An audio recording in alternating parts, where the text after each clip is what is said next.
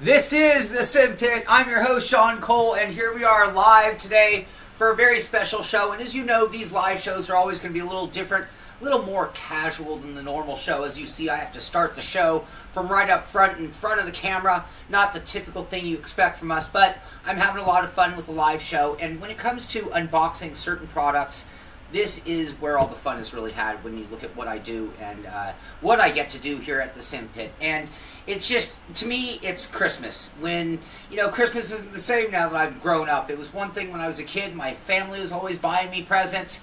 But now it comes down to presents I buy or gifts I get in the mail like today. So today we are here for the Thrustmaster TSXW Racer wheel opening. It's going to be an unboxing. It's going to be a first look and a first drive. And when I say first look, we'll try to get some close-up shots, give you a really good look of what this thing is made of, and get a look at all the parts. Hopefully I'll answer all your questions if you have them. Just a little insight on this wheel. This wheel is the one that was done in collaboration with Sparco. So it's got a competition P310 model wheel rim replica on it. That is a very nice looking wheel, and I say that because I actually did drive this wheel at E3. I just didn't even realize this is a new wheel in production for Thrustmaster. This will be there with the TSPC and with the TSGT wheels, or TGT I should say, and it is comparable to those in that it uses a 40-watt motor, and its base looks very, very, very similar, just a different wheel rim option, different flavor for their flagship base model, flagship base of the Thrustmaster lineup. And like all Thrustmaster modern products, it will work with any of their ecosystems. So if you're already using a wheel and maybe you've bought add-on wheels or anything like that, it's going to work with this. So I'm going to go ahead and get in deep right now. And I see Argon is asking a question. I will try to pay attention as much as possible to the questions as we go along here. It will be an informal show, as I mentioned. I'm going to take my time doing this, let you enjoy it like I do. And we will just see this step by step for the first time and get it all hooked up. Some questions I will have the answers to, some I might not. This is not the review, and one of the reasons I've always kind of held out on doing reviews is I just like to know that I have every single fact available and can answer every question. Today, who knows, we might have to look into certain things, and we might actually have to do some investigative work to get some of those answers. But I'm just going to go ahead and get the outer shipping box, and you'll have to excuse me, it is a live show. Seems like the gardeners are outside of the shop here today, and my dog is already barking, but I think anybody who's watched the live shows already met my dog. So I'm going to give this to you just as I'm seeing it. I don't want you to miss anything that I'm missing. We have 2 shipping boxes. Forgive the noise, it will be gone in just one moment, so I'm just going to let that go.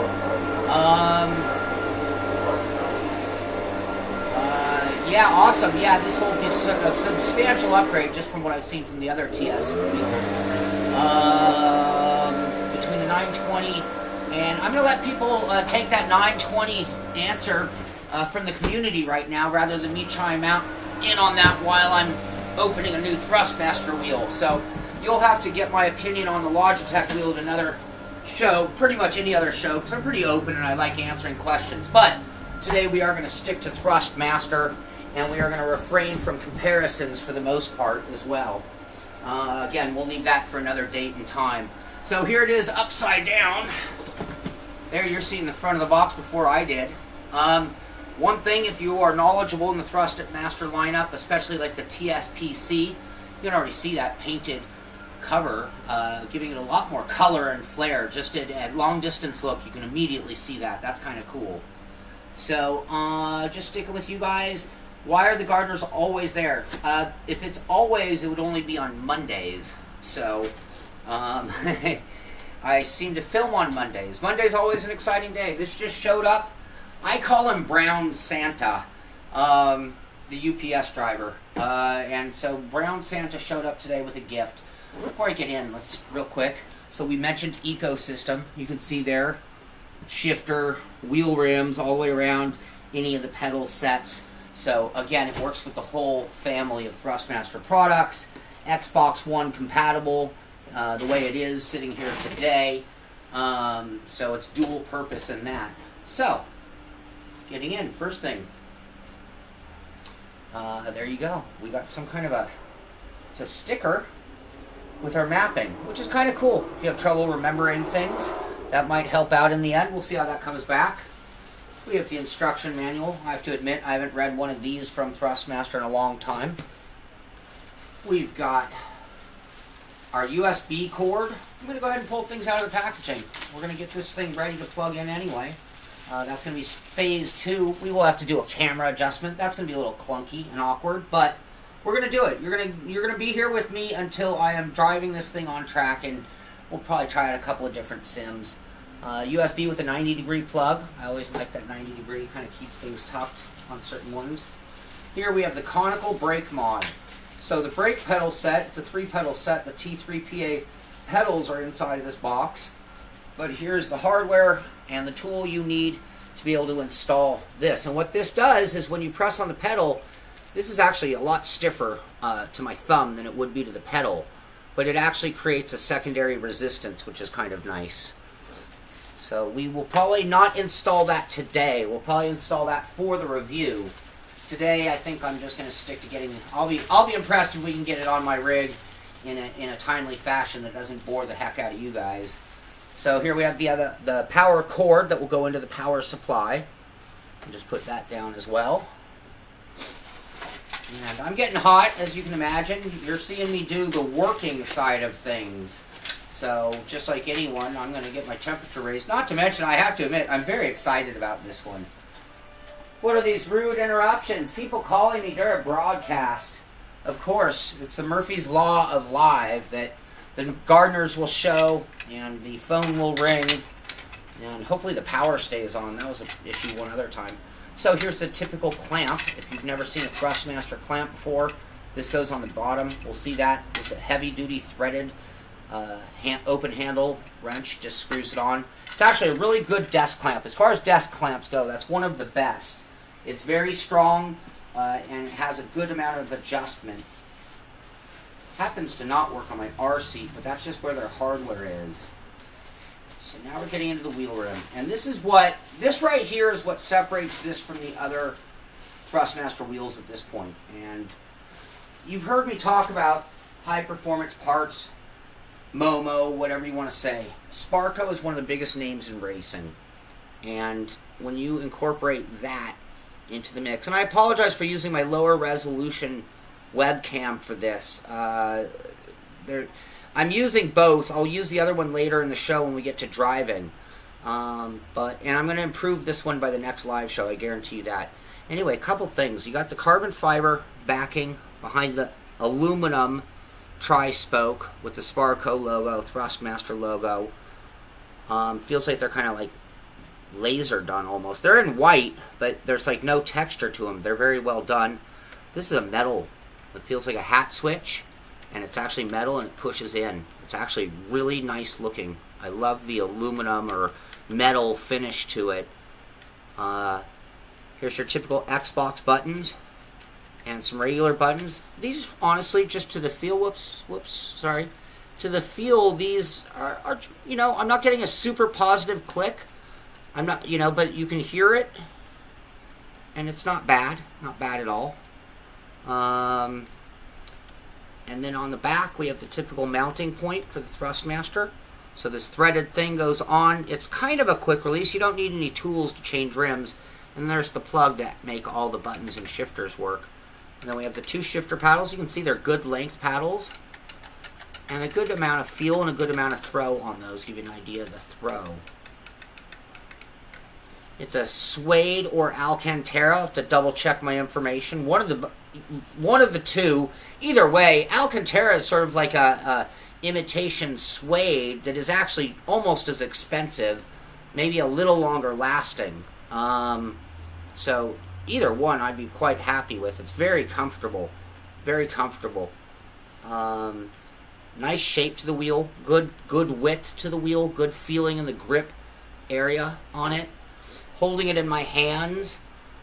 I like the thumb spots, even though you shouldn't wrap your thumbs like that, but a lot of us do. You really should keep your thumbs up here.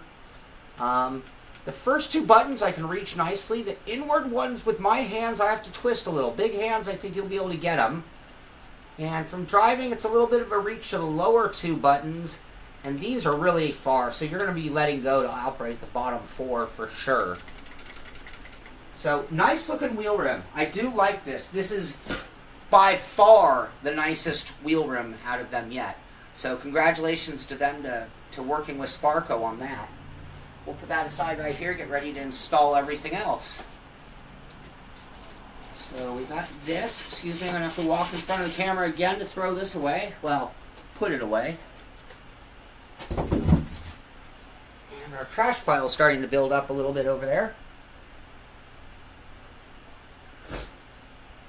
And let me just double check in with you guys real quick. And had a T500. They moved up. Yeah, this, you know, the whole TS lineup from the T500 is a step up. You've gone into the brushless motors instead of a stepper motor, which is nice.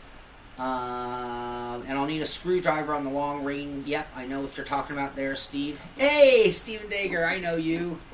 Sasha Kamer, Fanatic has to go on the Sparco train as well. Yep, it's going to be a big dogfight. I can tell you, as a sim racer, you got to love where we're at right now. These companies, especially Thrustmaster and Fanatic, are really starting to go at it and come back and forth with better and better wheels. And the more they feel in competition with each other, the better it is for all of us, for sure. So that is a great point right there.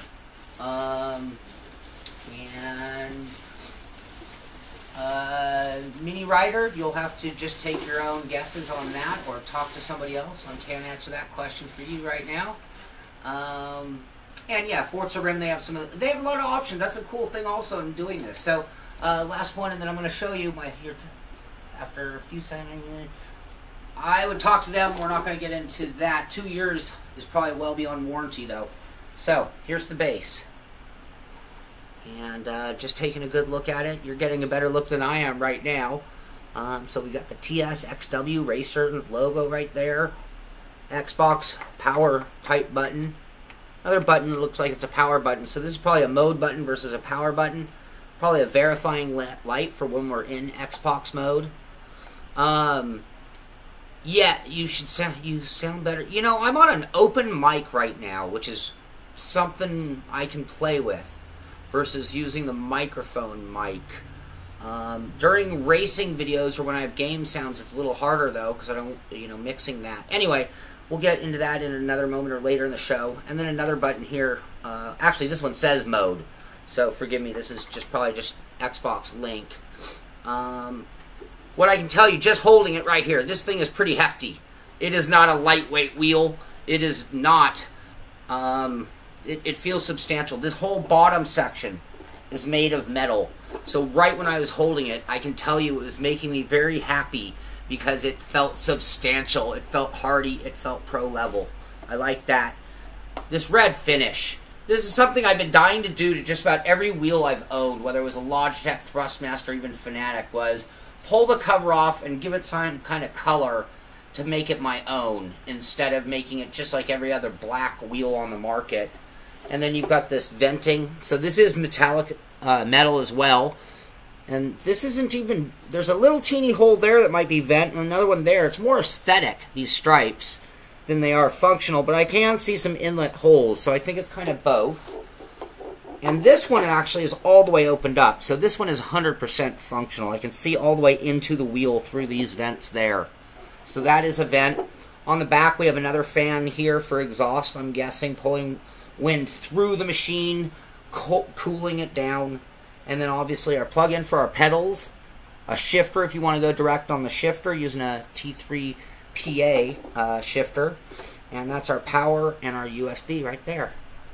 So, and then we talked about the clamp. The clamp would just go on like this. I'm not going to be using the clamp today. I'm going to hard mount it. But this gives you an idea how the clamp works. Very easy to use. And like I said, it's really adaptable. It's got a great amount of distance it can open up for. And one of the strongest clamps as far as that. I always recommend hard mounting. If you're a serious sim racer, we hard mount our equipment when we can. So we'll put that aside for a moment so we can move into the other parts of the box, and then we'll start mounting this sucker. So here, now this is funny. This is It's not funny. This is awesome. This is their power supply. It's the same power supply as when we use the TSPC racer. But you got to give them a pat on the back for this. Yeah, they could have just bought any old power supply. But when racing, why not have one that looks like a turbocharger? That's where that plug goes in on that end. And you got the plug that goes into the sim itself. I'm sorry, the wheelbase itself. So very cool looking power supply. It's a heavy duty power supply as well. That's the one thing they really upped when going from the T500 to this wheel, was increasing the amount of power. 40 watt brushless motor on this. It is a strong motor. Alright, and then we have pedals. So for $649, which is the total cost on this, you have a complete turnkey ready-to-go package. And I'm not sure if I mentioned at the beginning, this will be available September 22nd, so coming up pretty quickly, just in time for some very big releases, to be honest with you. So let's go ahead and get a look at this. This is their 3-pedal set, and it's very typical of the same 3-pedal we've seen before, time and time again. Just out of the box, so here's our gas pedal, very easy to move by comparison to the other 2 pedals. Lots of throw on it. Here's the brake. You can feel it's really a linear motion. There's no secondary, and that's why that conical mod, to give it a secondary resistance, sort of a progressive feel. And then the clutch is a little bit snappier than the gas pedal, but maybe not quite as firm as the brake pedal, even in stock. No load cell, Grant. I just saw your comment there on that. No load cell still. I know there are mods out there, but we're not going to get into anything. Today we are going to stay on track. Maybe after we've done everything, before I take it to a close, I'll look at some open questions. But I'd like to keep today pretty focused mainly on Thrustmaster. Today is their day in the sun. We'll let them have that. And in other shows is when we'll go ahead and talk more openly about comparisons. But again, today we are here for that. So real quick, why don't I get all the components up on the table before I switch into installation mode.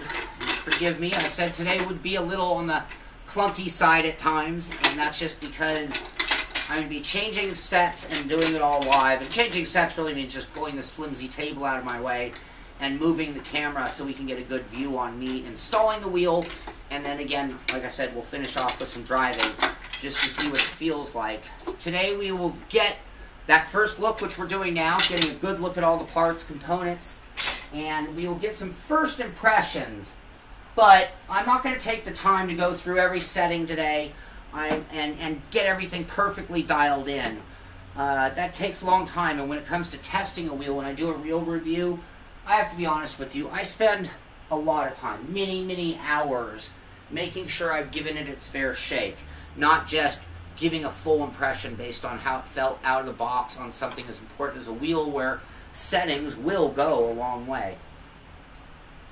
So here is the whole package at $649. I'm going to put the mount here, even though it kind of takes away from the shot a little bit. And we do have those extra cables that we pulled over in the beginning. Our brake mod, the other power cable, and our USB cable, and our tools for the brake mod. So for $649, this is the whole package. You've got the wheelbase, very different from the other wheelbases. The wheel rim itself, very different from other wheel rims. The power supply, which is the same, and all these parts in the front are really the same, and a set of T3PA pedals. So not a bad kit for $649. If you're looking for an upgrade and you don't want to part it all out a la carte, it's kind of nice just to get something this nice turnkey ready to go. So what I'm going to do next is move a couple things around, and we will... Actually, let me check in with you guys really quickly. I'm going to come down to you right here. I'm actually looking at the chat on a different computer. Got a lot of computers, which is part of why I'm a little on the warm side today. I have a lot of monitors running and a lot of things running right now. And yeah, it's on the same level. This is really a and that's a great point, Tamsky. This is an aesthetic change from the TSPC as an example. And so, you know, it's getting a different style, a different version of the same wheel instead of necessarily, again, it's the same base, really, and it's the same ecosystem. See, you say it's a bad clamp. I actually think it's a pretty good clamp. It doesn't work on my R seat, but I've had really good luck with it, using it on a desk and things like that. And we're talking about other pedals, so I'll let that discussion go on amongst yourselves. Hey Ben, Turbo Lag Simulator. I'm not sure what that means. Still no load cell from Grant. We talked about that. Yes, I agree, Sasha. The pedals is where I'd like to see them next make a move and do something better. And right there, Quentin mentions the solution, which is just going with Bowden or any of the other mods that can really take these pedals to a better level, at least. And I agree, Racer. I think it's an awesome looking wheel. Disappointing. So much money for a mediocre pedal set. Yes and no. I agree. And there are ways to do all this using, as you said, the a la carte method. As of now, you won't get that red, finish. But is that really what we're? That's nice, but not what we need. Brand specific, even though it's just a driver download. Yeah, I happen to really be a fan of stepping it up, though. Bringing in Momo, bringing in Sparco, getting equipment that just feels that next level realism, and what I'd like to see if I had a race car, if you know what I mean. DD wheels are the future. Martin, when DD wheels get to the price point that they're competitive with these, and we have a real apples-to-apples showdown, it'll be interesting to see. There are some pros and cons to direct drive as well. Oh, I just moved my screen. What happened there? Bear with me a second, guys. Sorry. I warned you. I warned you in the beginning this is going to be clunky today. No, you cannot use it with the brake set system. You can use them with the CSL pedals on their own as a standalone or any other standalone pedals. And Heath, thank you very much. I appreciate that.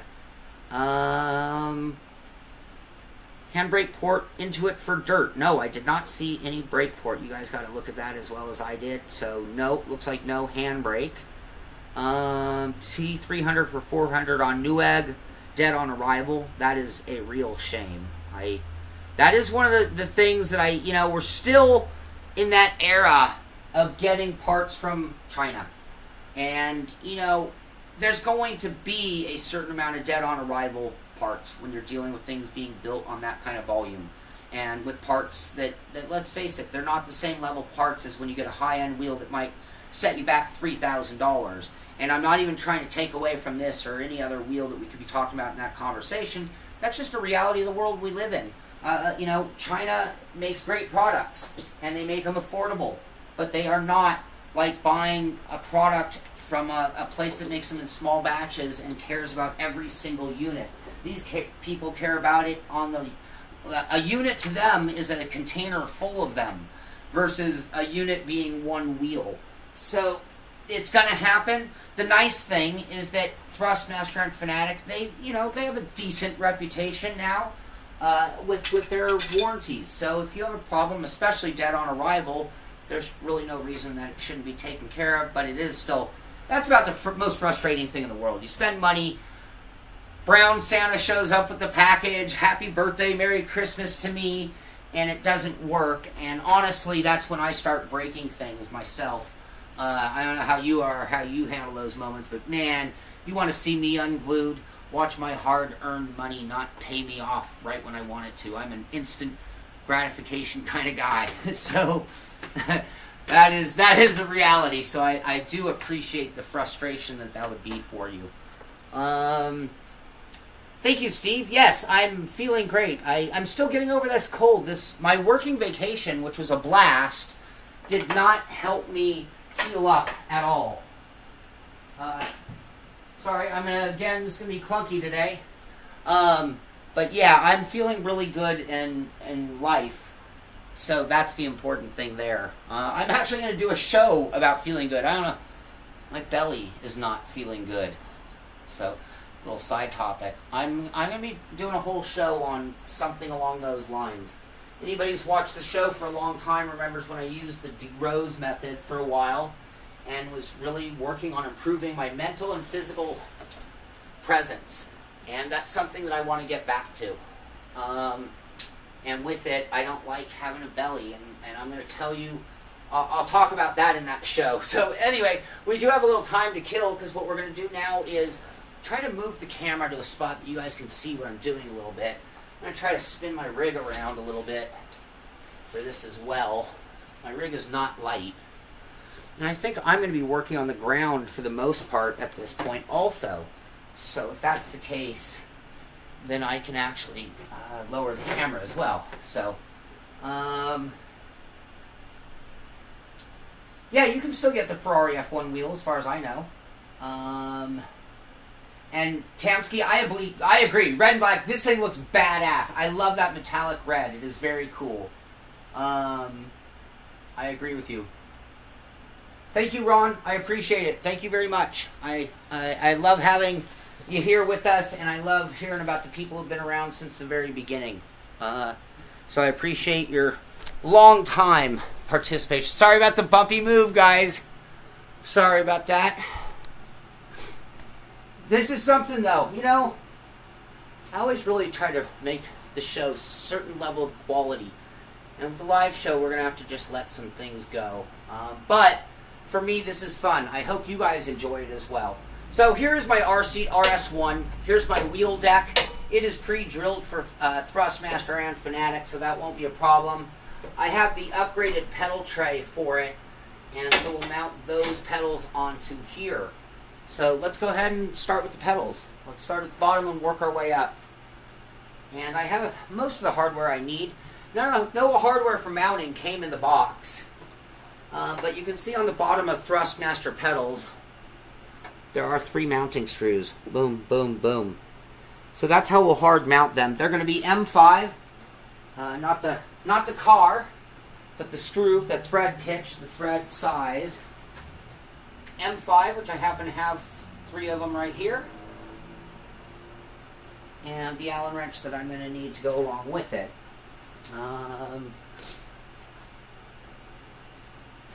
Yeah, I love this rig. If you watch my review, there are a few things that could be improved, sure. But overall, it's a good, solid, sturdy rig. You saw me move it. It's that nice spot between substantial enough and at the same time strong enough, but still movable. So what I'm going to do is I have a lot of spots I can actually mount these. I'm going to mount them in the top rails where I can actually move them left and right a little bit. So what I'm going to do is just kind of eyeball and drop them down and hope I get lucky. So hold on, somebody else calling me now. Oh, I had it. I felt it and then I lost it. So there we go. There we go. We got one. Now I just need it with my left hand, which is not my normal hand for that. Okay, one screw is in, just like that. And now I'm really starting to sweat. I'll come back and look at your comments here after I get these installed. There's a second one. To be honest with you, 2 outer ones would probably be good enough, but doing 3 will have no flex at all. And now the third one. There we go. Now, we talked about the R seat. I don't want to turn this into an R seat thing, but again, I can now adjust that, and I can adjust the angle. I wasn't sure. I actually removed the front bolts in case I needed to do a front mount of any kind. So I'm going to have to reattach that before we actually go driving. And now I'm just going to get my Allen wrench in there. I think it's pretty simple what I'm doing, so, there's no real reason for me to grab the camera and try to give you a zoomed-in shot. I think that would just make it even more clunky today. So, I'm just going to tighten these. And one other thing. I'm going to push these as far to this side, to the left side as I possibly can, because sometimes, most of the time, I actually left foot brake. So what I'll do is get it so I have my gas and brake pedal as close to the center as I can, rather than accommodating the clutch so much. Oh, I was tightening the screw the wrong way.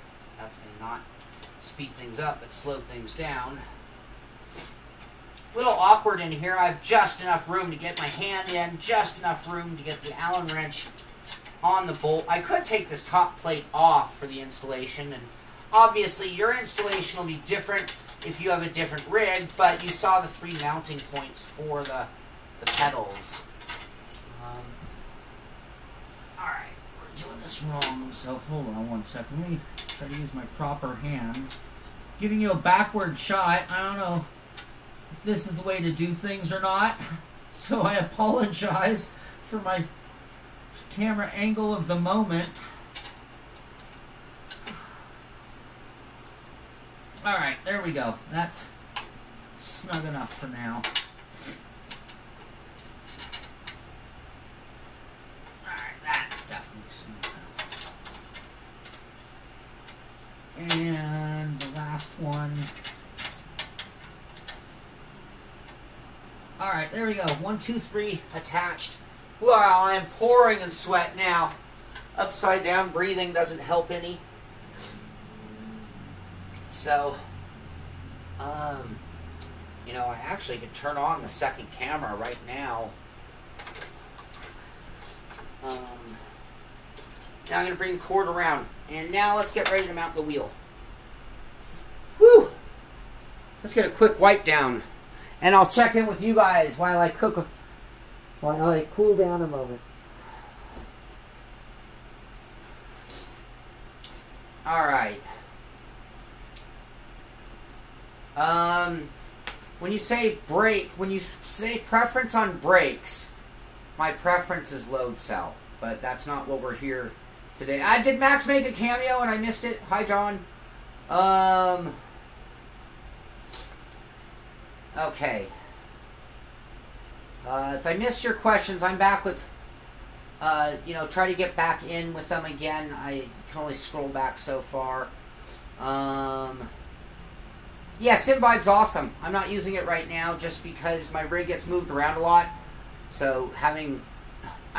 wiring is already a nightmare for me with what I'm doing.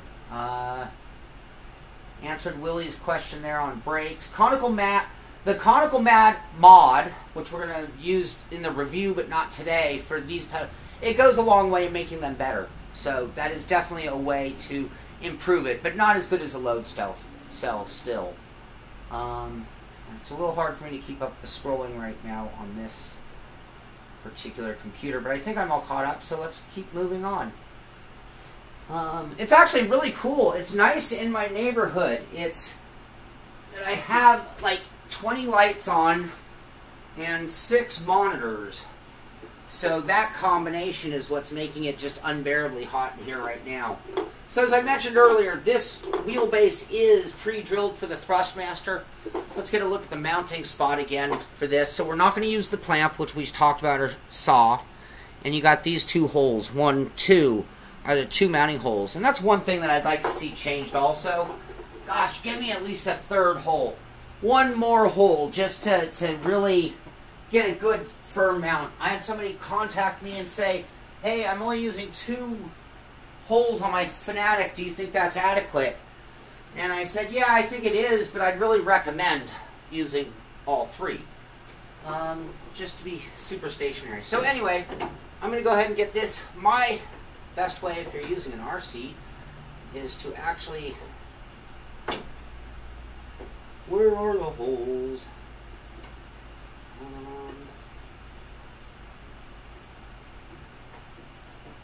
What is up? Que paso?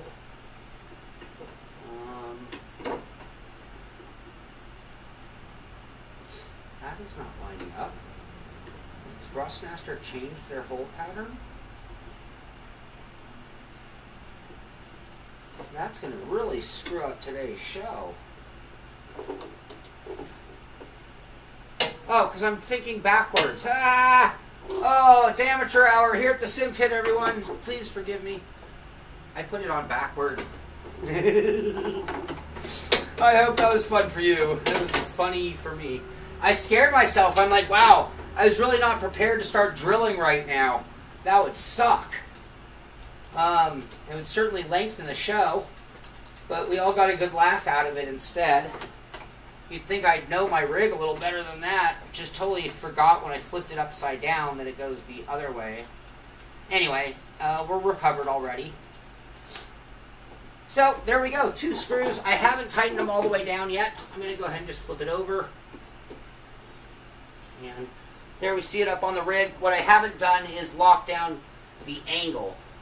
So I can probably approximate that and lock it down, or I can wait till I'm in the rig and actually make that official with the RC.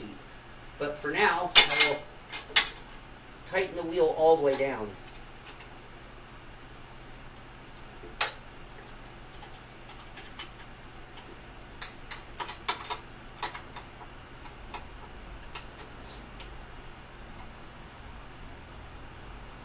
Okay, there we go. Ooh, I didn't even notice this when I was doing the tour. Maybe you guys saw it when I was spinning it around, but these side vents here are actually in red as well. That's kind of cool. Do you see that from there? I don't think you can. Do I have to turn my rig even more? I think I do. Now you can see it right in here. These gills are actually the same red color as here. And you got another set on the other side, and then the Thrustmaster logo. This side, the sides here of the case are plastic. So we talked about the tour. The top is metal. The entire back and bottom is metal. But the face and the sides are that hardened plastic. That, in the context of with all that metal, almost kind of, they look nicer than plastic. You don't see anything that like reeks of that cheap plastic look. It actually is kind of a non-factor in that it looks so nice that you kind of don't even question it. So now we're going to move the rig around again. Whew! Getting my workout. We showed that belly off. Well, this will be one step towards burning a few calories. That's going to be a goal coming up here. So, alright, now we got things turned around the other way. And we'll do our wiring. Okay, real quick, I'll check in with you guys again. Hi. I need to, Piedmont's looking for a series. Joys of a live show. Yeah, Steve, we're having fun with that. I haven't tried, I have tried Oculus and VR and have had no issues whatsoever. Let me go to a bigger chat. Hold on one second. I'm sweating. Woo! Woohoo! Having fun though. So people talking. I appreciate that. Everyone talking about the sim vibe there. So that's cool. That's great. And GT3 and Devon's talking about a dead model from Newegg. You want to see the left of the wheel. Thank you. Thank you, Addo Pap. Thank you very much. El Bucho, I do have 2 rigs. I just only have one in here right this minute. Plus, I don't mind. I'm moving around for you guys. I want you guys to all see everything I'm doing. Letmon, that wheel, if I'm not mistaken, that's like $100 for the one you're referring to. You might want to look at least like a TMX. I'm not sure if it's the same level as the TMX. TMX isn't a bad starter wheel if you want to go that route. Stay away from trying to need the Ferrari name and get a little bit better wheel, perhaps. Reach out for a Simpit rig. Alright, I'll check that out. And so, yeah, so let me know if you want to do a lot of sim racing, I would recommend going a step higher than that. If you're not going to do a lot of sim racing, then that wheel would be fine. So we're going to go ahead and mount our wheel rim now.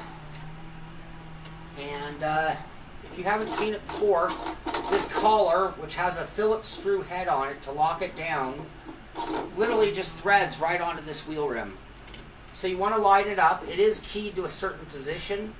So you can kind of just spin it around and find where it kind of falls into place like it just did. So here it's off, off, off, off, off, and I think I missed the spot. Nope, there it is. That's the spot. And then you can just spin the collar clockwise, locking it down. As soon as it's all the way snug,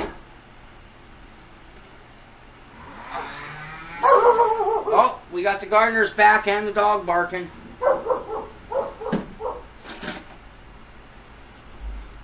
He's just protecting me, that's all. And then we use a Phillips head screwdriver to tighten the screw down.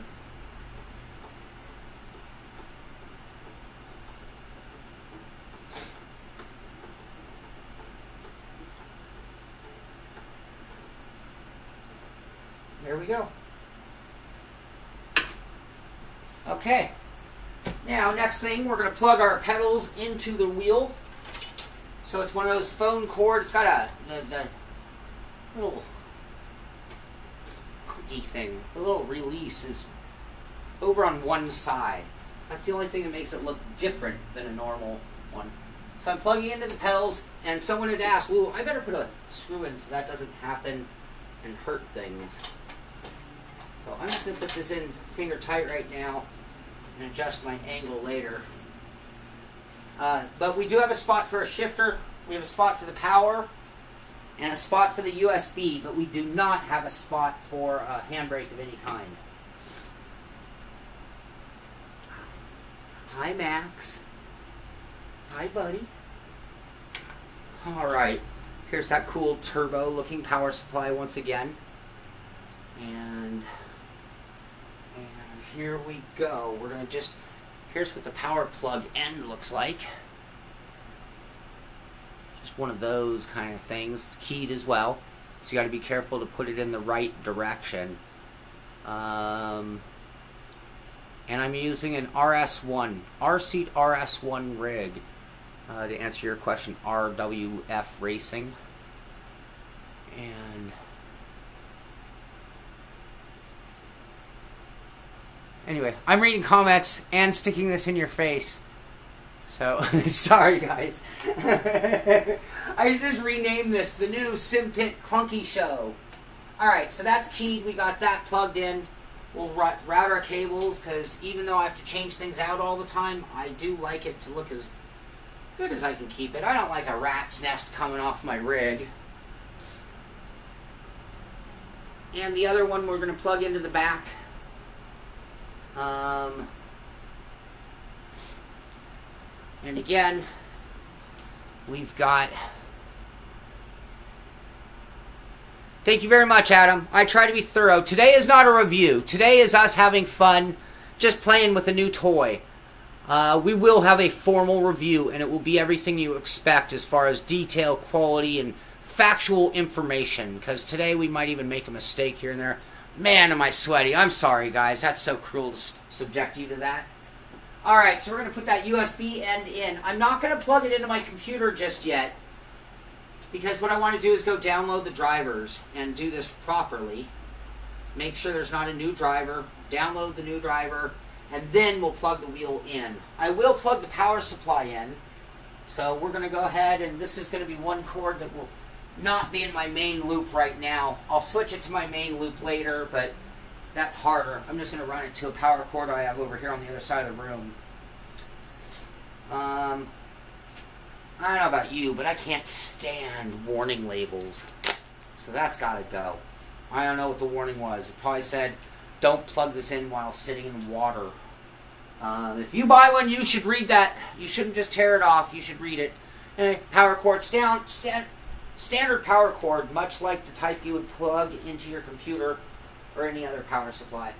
So now I'm plugging that into the wall. Now, I'll tell you what, you talked about the dead-on-arrival wheels that some people have gotten. And over the history of the world, it's a very small number, really. But, and if it happens, it's going to happen now.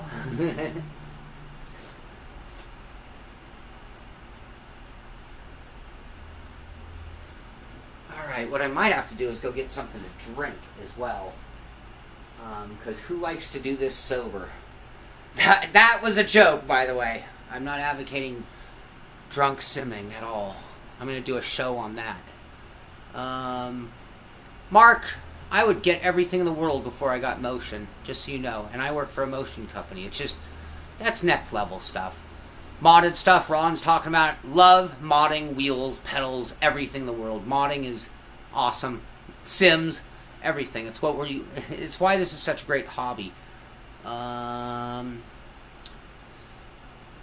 Wipe the sweat. Yes, I agree. Thank you. I just did, by the way. I don't know if you noticed, I got rid of a little of the glassy there.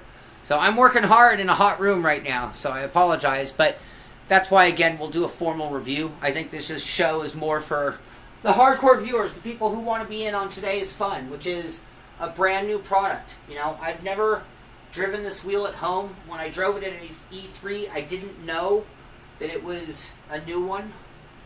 Alright, so now I'm going to go to the Thrustmaster website. Can you see? Yeah, it's a little glary for you. I'm going to go to the Thrustmaster. I don't even know. You know, the wheel doesn't come out till the 22nd. There's a chance they might not have a wheel driver specific to this one yet. So we might have to use the TSPC, which the base should be identical, but I don't know what it'll do button layout. I don't know if there's a big enough difference to matter. Alright, we're going to go to the download section. So under support at Thrustmaster downloads, and right here I'm going to click on racing wheels at the top. And do they show the new wheel? TSPC. Here's the T. Ah, here we go. TSXW. So it's on their website under support. And there is a download for internal cooling system for the wheelbase. Let's go ahead and take a look at that. That's just a PDF file. And this is just telling you about how the cooling system works inside. So we'll come back to that later. And next thing, note regarding the suede. So that verifies suede, not Alcantara. And suede is very high quality material which, before attaining its optimal surface quality, naturally sheds some superficial particles through contact with the hands. That's their way of saying that you're going to get a little bit of black on your fingers in the first few drives. And it's also a way of telling you what I know about suede wheels, which is if you drive with your bare hands for a long time, you're going to get a glassy, matted down finish in the grip area. That's very normal suede, and kind of when a lot of people would say it's worn out.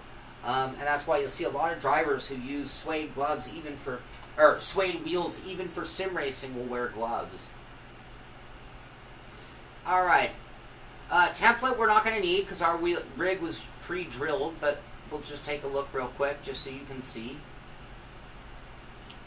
So just the third file there for this particular wheel was the template. It's taking a little while to load. And then finally the user manual. We'll go ahead and grab that as well just to be smart. So here you just have the drawings of the dimensions of the size and the mounting locations. So it's telling you it's 135 millimeters between the wheel mounts using two M6 hardware. I think I said M5. Sorry about that. And that's pretty much it. Is there a page 2? No. So nothing on the pedals. We'd have to go look up the T3PA pedals. And it looks like they don't have the user manual because I got an error. We'll try that one more time just to make sure. And now let's get the driver. We'll go back and see if that works. Alright, so drivers, force feedback, package 207 TTRS-3 plus firmware. So we're going to get a firmware update right when this thing goes in. So that's something we'll go through as well.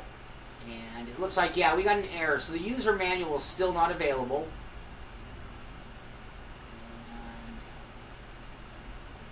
And here's the driver. Oh, there it goes. Now it's getting the driver download. And it's done. I'm going to click on that. Yes, we're going to give it permission. You can see it going through its setup. Do you want to completely remove the selected application and all of its features? So what it's doing is it's deleting my previously installed Thrustmaster driver. So yes, I want it to do that. And uninstall complete. And finish. Well, what about the install? Is that an install as well?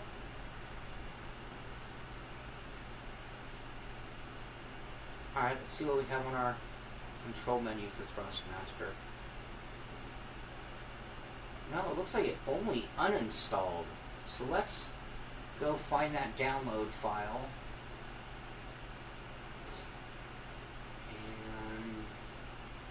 Here it is. Let's run it again.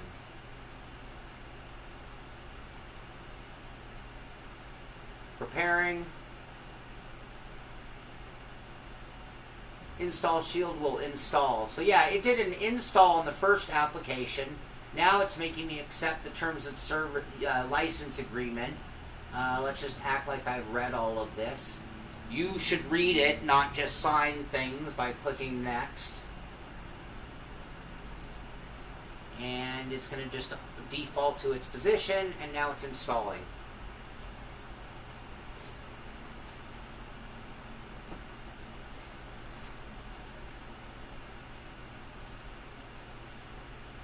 And Chris Froms is saying, always run as administrator. You're right, and that's something I'm very bad at about remembering to do. It's something that kind of upsets me. Let's go through a few more comments real quick. To get the screws holding down. Wait, what was that saying? Boy, this chat thing at times.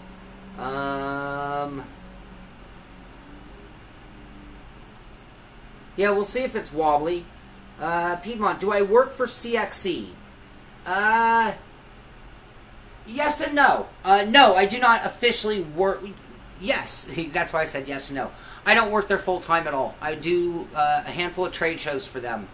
And I like dealing with the public. I like being the first point of contact to sim racing for people who've never maybe seen it before. So I love working the trade shows with them. And that's what I do with CXE. And I'm good friends with everybody there. So I go down and play with those guys, race with those guys, go to a lot of their events, and I do work with them. I race with them in Lemons from time to time as well. And more people talk about SimVibe. SimVibe is a really cool product, I agree.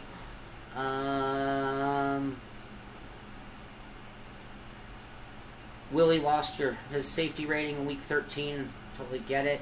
Alright, I'm going to really only stick to things that are on topic, let you guys talk about anything you want to talk about. So I'm not discouraging conversation, but I'm looking for the questions that apply to what we're doing here today with the TSXW wheel.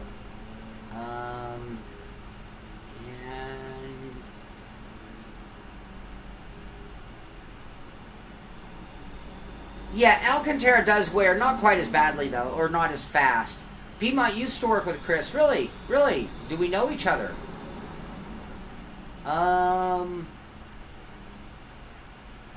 Thoughts on Mercedes? We're going to get to Project 1. We have some things in store for Project 1 coming up. Been playing with it quite a bit lately. Or Project Cars 2, I should say. Thoughts on Mercedes Project 1? That's a different topic, Hank. Sorry about that. No idea what you're talking about, actually. And Motorsport, this wheel is ready for Xbox and PC compatibility, so I think Project Cars is going to accommodate just about every wheel. And Ransock, yeah, they're going to take care of you on warranty. It just sucks that you don't have it working today. And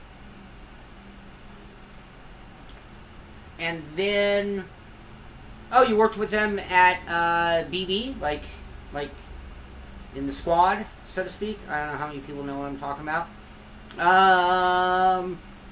And yeah, I like this shape. I could go either way. Round is nice for just any time you're going to run any kind of thing. And oh, the new yes, I do know the new Mercedes supercar, and it looks really cool. All right, I'm sitting here in an uncomfortable position for you to watch, I think. So I'm going to get back to it, but I got to go get a drink real quick. Oh, at Bondurant, I'm guessing. Then perhaps. I'll be right back.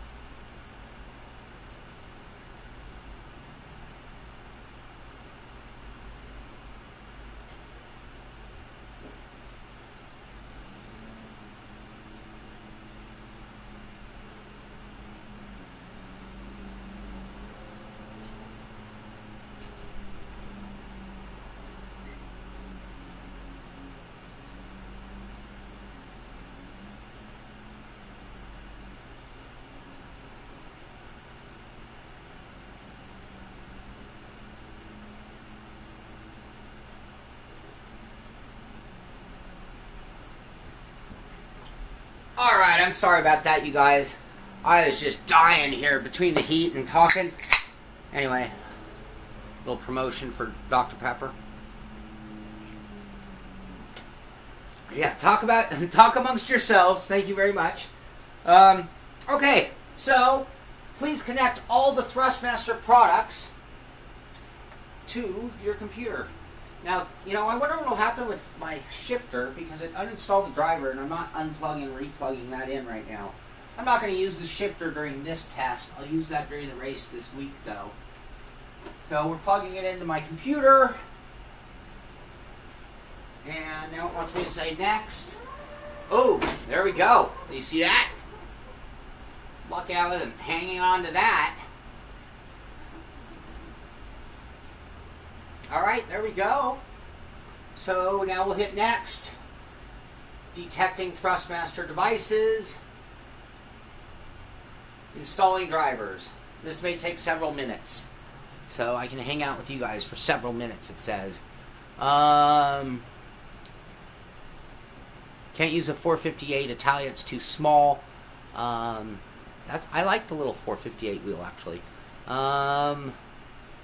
I'll mention again next stream if it's sorted or not. Yeah, please do. I'd be interested to know. Yeah, I can go online. We can see that. I can do a quick... I haven't updated my iRacing. I was out of town. I should have done that before the show. Maybe I'll set that up in the background and we'll start off with some Assetto Corsa. Maybe you can find a random room that we can join, and then on the iRacing side, we can definitely all get in on that. So we'll do it that way. All right, looks like it's finished that, and we will be ready to race. So let's go ahead and take a look at the driver section, or the control panel for the wheel. And now we should have a Thrustmaster icon on the desktop. Where is it? Right here. Thrustmaster control panel. Open it up and I see both my wheel and my shifter. And it's calling it a TS XW Racer USB. So it sees that it's in USB mode, I'm assuming. And there it is. Right now it's defaulted to 900 degrees of rotation. And we can see our buttons are all operating. Yes. Our hat switch is working. Buttons working. Yes, everything's working. Shifter. Angle. Pedals. Whoop! I gotta lock everything down still. And right now we have our pedals on separate, which is what we generally want them on. Combined axis is where we'll combine the gas and brake into a single axis for very primitive games. We can go to the test forces. I haven't locked this down, so I better hold on. Engine. I don't know what these really... But anyway, you can see you can kind of make it operate if you go to that second tab of test forces. And you can also operate them by doing the buttons. So that was button 2, the paddle shifter. That was button 1, the other paddle shifter.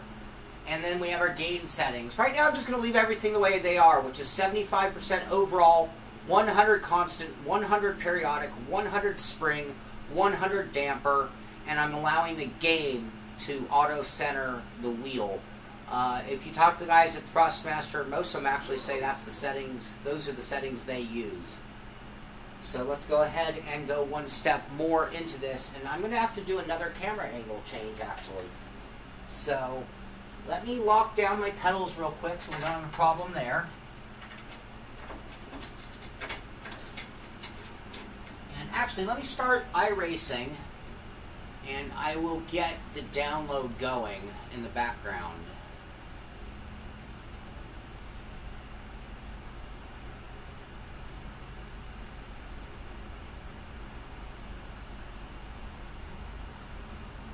And download.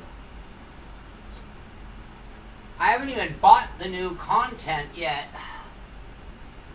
so I'm kind of eager to do that as well. And we're going to have to lock down the wheel deck on the R seat as well still. But I want to get in the rig real quick and double, triple check that I'm happy with my angle before I really do that. And then I'll have to adjust the distance of my pedals. But we're really close. We're going to be racing here in just a moment. I'm very excited.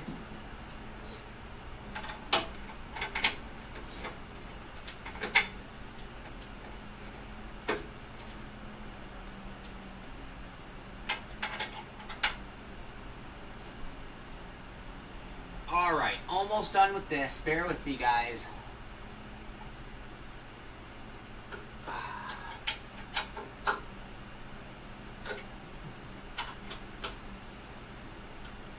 I hope you're enjoying this. I know it's been the clunky, awkward show with some moments of silence, some moments of sweaty head. But I wanted you guys to see what it was like sometimes for me. I do, even when I've done the unboxing where I show you during the review, I don't think you get an idea of what it's really like to receive the wheel, open it up live, go through pulling it all out, assembling it, and putting it in. And I thought that was something a little nice. So this shape is very extreme. I've never had a wheel this shape. It's kind of a D, kind of. It's not your everyday shape though, that's for sure. So I would like this a little more like that. So that would be that whole.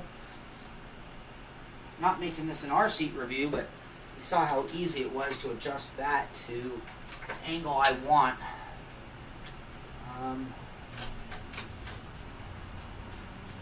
And that's something I have total confidence in this rim for this kind of stuff. Looks like my download is already done. That's good. We can actually start off with iRacing, it looks like, since we have that up and running. So maybe we'll do a little iRacing first. I'll give you guys right now, between now and when I have this tightened and adjust my pedals, you can decide. Are we going to do the Mazda MX-5, which a lot of people already have, or should I go get the Ferrari, the new Ferrari? Now, if we want to do it together, I don't know if everybody's bought the new Ferrari. That's why I'm giving you guys the option. And the answer will be between the ones who want to see one more versus the ones who want to drive one more. But the most votes in the next 2 minutes will decide if it's going to be the Miata or the Ferrari. Talk about extremes. That's not, talk about not apples to apples.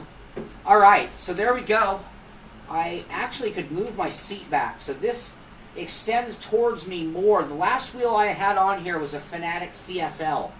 And I had the seat about in this position. So this extends forward this way and a little further from where your mounting position is. And that's about where I like it. And pedals are closer than where I normally have them, but probably where they belong.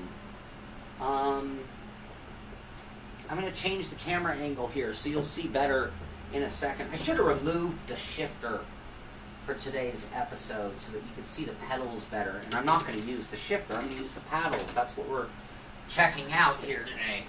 But I think we are now done with step 2, which is installing the wheel. And we can go on and move into driving now. So, looking back, and they're talking about a T500, so that's, doing something. Yeah, it's a 310 millimeter rim. Thank you for the answer. And MX-5. Yep, we're going to go MX-5. Can you extend the paddle shifters? Let me go look real quick. And does it count if you spam? Ben, if you keep saying Ferrari, they'll pull my video for license, stealing. And the paddle shifters look like they can be extended. It'll take a little teeny tiny Allen wrench right in here, and it looks like I can move them out about 1/3 of an inch. So yeah, you're going to get about that much wider if you want, further out towards the edge. They're in the inboard position right now. So great question, because that's something I didn't realize. Thank you very much. And Laguna Seca it is. We will go Mazda at Mazda Raceway.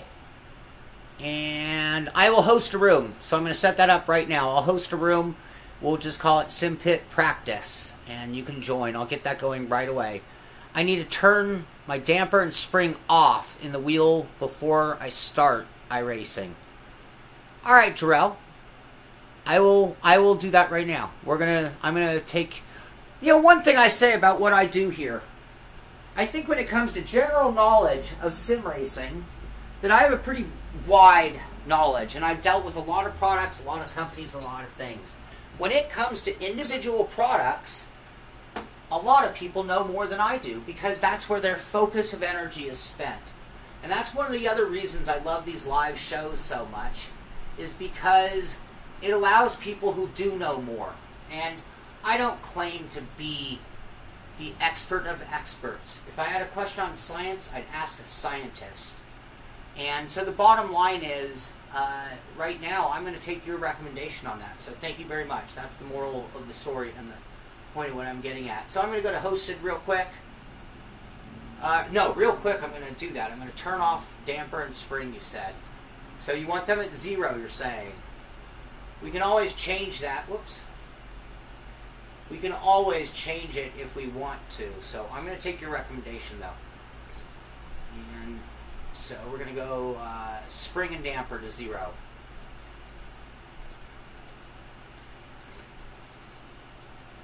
And then I'm going to confirm that's what you were saying. Damper and spring off. Okay, they're both at 0.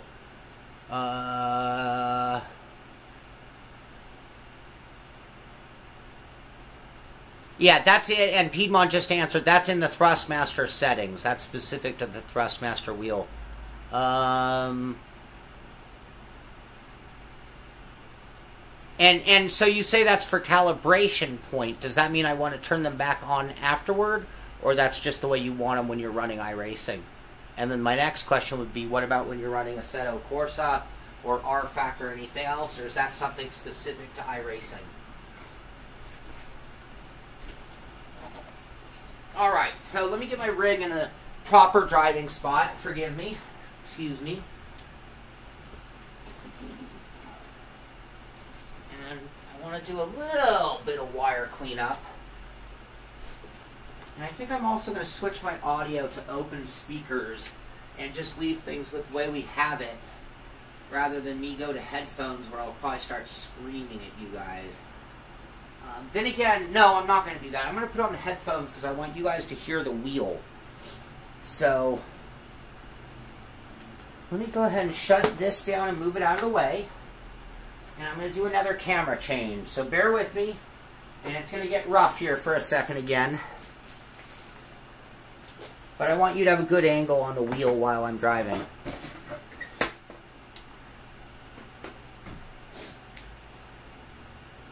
Look out, Max. Look out, buddy. How's that? Does that work for you guys?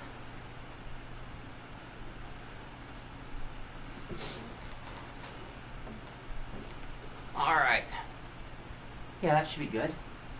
Now, let me get that hosted room going. I meant to do that already.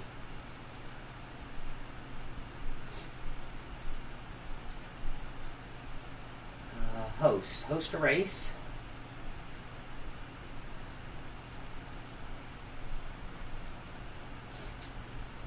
Simpit product testing, that works. We're going to go to Mazda, US servers, change the car to the Mazda MX-5.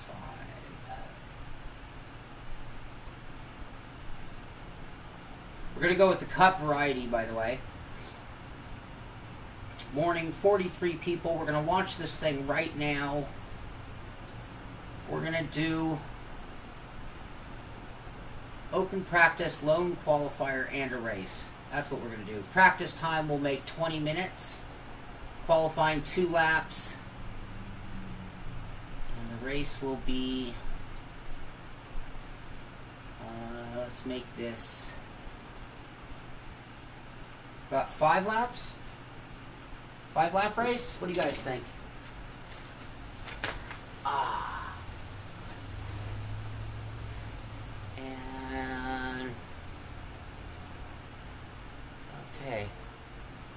can barely... Okay. Sorry, I can barely read the comments with the glare of the lights facing me. Alright, that looks good. We're going to just run it like that. And over allocated, so that's because I have way too much time allocated to the race. I could do a whole show on how hosting. They really made this more complicated than it used to be. So this should be 30, and we should be alright, I think. 30. And let's see what it says there. That looks good. Okay. The room is going to be called the Simpit Product Testing. 1 hour long, starting now. Mazda Raceway, Mazda Cup Car, 2015. 20-minute practice, 2-lap qualifying, 5-lap race. Unlimited fast repairs, full course, standing start, full course cautions off. Yes, yes, yes. Purchase. Confirm. All right, give that just a minute and we'll be able to join that race or that session. And you can see all the sessions with the red mark showing that I need content. So while we're waiting, why don't you guys talk amongst yourselves? I will be back in 1 minute again.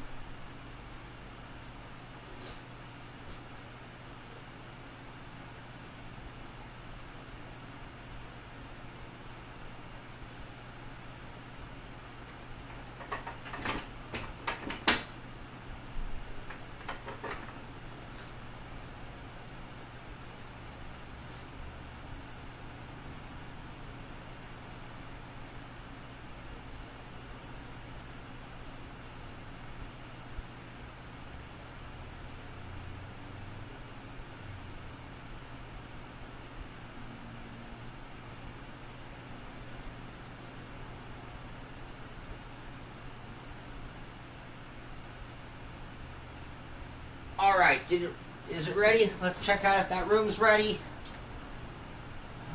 Reset. And I'm looking for my name. There it is. Updates required.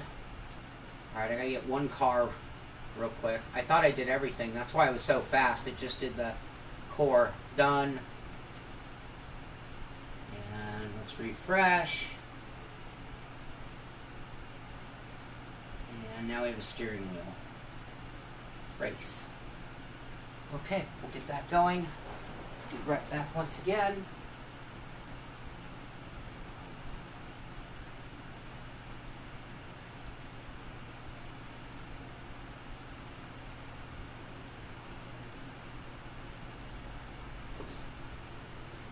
Alright, real quick, I can check in with you guys really quick.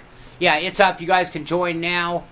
Under hosted, yep, it's there. It's up now. You guys should be able to join. And I'll need to calibrate my wheel, and then I'm going to get right out there. Yeah, it's an R-Seat RS1. One of my all-time favorite rigs. I will say I tested and reviewed the N1. Little Dr. Pepper promo again. And I love that rig, and it's nicer and bigger and stronger, but it's also really big and really heavy and really expensive. Versus this rig, which is compact, fits in a nice space, very rigid and strong. There's a teeny bit of pedal flex when I use extreme pedals, but like, you will not see any flex right now with these at all. Alright, we're loading. We're going to get in there. Like I said, I think I'm going to leave it on headphones. I'll probably just put them around my neck. Oh, and I have another treat for you guys. Let's see what we can do here. Hold on. No reason we can't do this. Alright. It might be clunky, but it doesn't mean that I don't have tricks up my sleeve. Alright. Let's get this.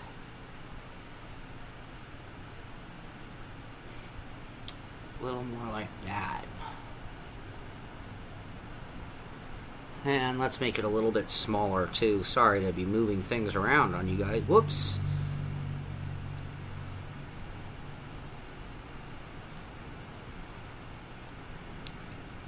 We'll go like that. How's that? Alright, The room is up. We can get in there.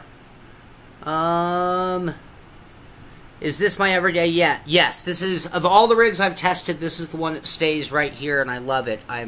It's a perfect combination of everything.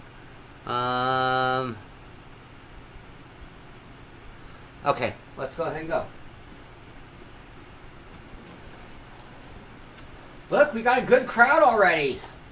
See, we've got Peter, Shane, Anders, and Doug in the room with us. Thank you for joining. I'll need to configure my controls, so let's go ahead and do that real quick. Steering wheel all the way left, all the way right, and to center. Real quick, right there we have no motor tension, so you can hear that thing move. Anyway, where am I? Let's go. Oh, I might have just screwed up my calibration royally. Let's start over again. Sorry. All the way that way. All the way that way. Back to center. Done. 90 degrees. Right there. It shows up at 893, and this is another area of debate. I'm not even going to say there's a right and wrong. Some people say you should turn the wheel till it says 900 because it's set for 900. Some people say you should put the wheel where you really perceive it to be. Now, you're creating a little curvature in the linearity by doing that. So right there I'm at 890. But to me, that is a lot straighter than when I had it at 900, which is there. I mean, you're kind of splitting hairs, really. Anyway, right there I have it at 898. Right there is 890 again, and that looks straighter. I'm going to go with that. To be honest with you, a 10-degree difference is not going to change much of anything. But I have seen that debate in the forums, and I've never had anyone confirm 100% that one is right or wrong. Alright, full throttle, full brake. It's going to take me a while to get used to that brake, I can tell you that. And I'm going to sit Calibrate Clutch, even though I'm not going to need it. Upshifting, downshifting, and I'm not going to use my H pattern right now. Look left and right, I'm not going to worry about. And let's see, we're going to use the menu button for tow. And that's about it for right now. We can map other buttons later. Let's go ahead and do this. I'm going to put it on auto clutch just to be fair. And let's see. Oh, I'm on the big speakers. That's okay. I don't need these then. We can change that if it's annoying for you guys. Now, I didn't make any force feedback. Right now, it's very light. So that's based on me coming from the CSL. So let's see about adding some force feedback, and we'll keep our eye on the clipping to make sure we're not exceeding what we should be doing. So right now, I actually only have it on 4.8. And another thing is I notice I have my force factor for the brake on 0, which is for a load cell. And I'm going to put it back to 1.8, which is what they recommend for a potentiometer-based brake pedal. And I should try that. I'm going to have to put up my, I'm going to have my thing up with my clipping. I don't know where that bar went. Alright, it is smooth. The pedals feel good on the gas pedal. The brake pedals gonna take a little getting used to for me, for sure. Right now, when I first press it, it goes in so easy compared to what I'm used to. But all I have to do is figure out what is the threshold point. It's not the end of the world. Oh, I see some new cones on the track. Those cones are new. That's part of the update.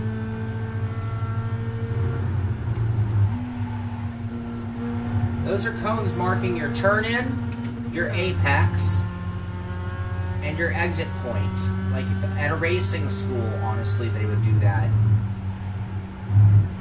Wheel is very smooth. No doubt it's smooth. There's not a lot of tension on it right now. I'm not sure if that's just still running only 13% force feedback, or if it's the spring damper change. That's something I'll look into by the review today. We're just kind of getting some first looks. That's not my ideal line right there, but we were cruising around Shaun there.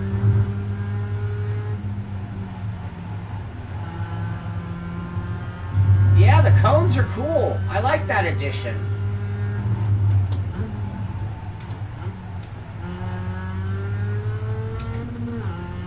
Alright. Completing our warm-up lap. Another person. We already have 7 people in here, maybe 8 with Chester joining. So, thank you everybody for joining.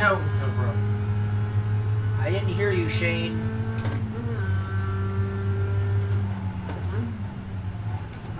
I am using, you can't hear it because I have it turned down pretty low, but I'm actually using the brake lockup. Call the island.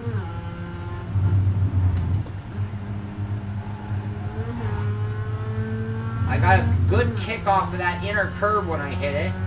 Definitely felt that in the wheel. You feel that hump as well. You saw the car move. You felt it in the wheel.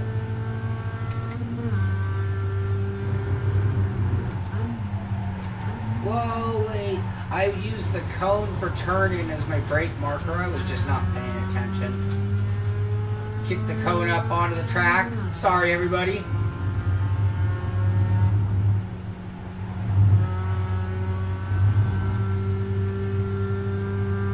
Yeah, I definitely want to add more force feedback, but I'm going to have to put my meter up that shows me because I want to just keep it out of the clipping zone.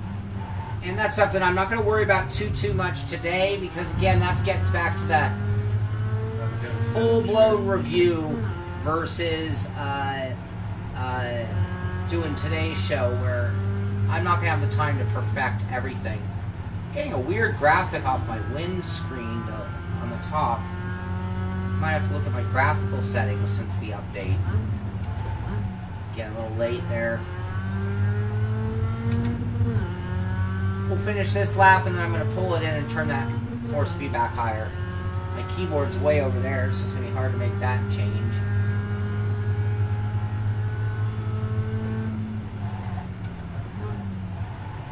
Alright, yeah, let's crank that force feedback higher.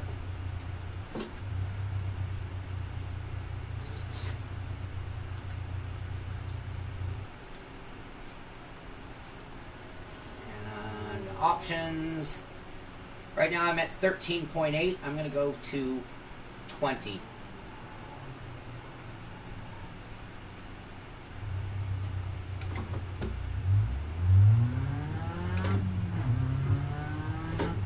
I get a black flag? Right now I'm just running default. Yeah, I'm running default also.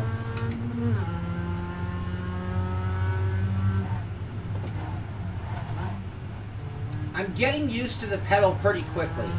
So in the topic that we talked about spring versus load cell, I love load cell brakes. I love hydraulic brakes even more. But I could race on a potentiometer. And if I added that conical brake mod, I can just tell you from previous experience with these pedals that it would help a lot in giving just a little more sensation to the foot.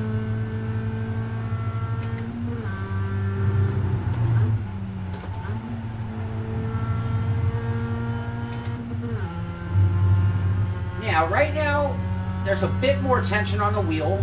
I would not call it overly strong,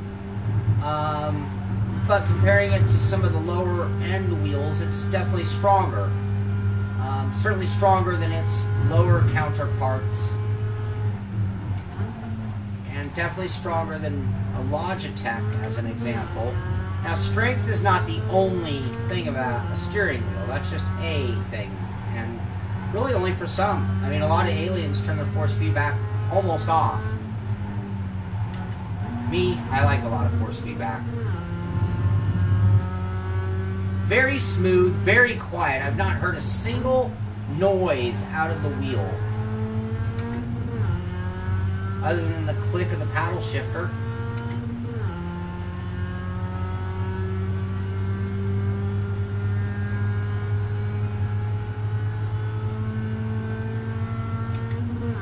but it's definitely feeling good. Oh, that's me on the brake. Still recovered all right as far as going that wide on that corner.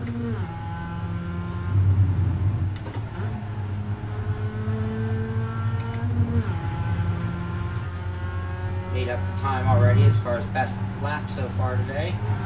I keep hitting that curb hard, but you see it move the wheel every time, don't you?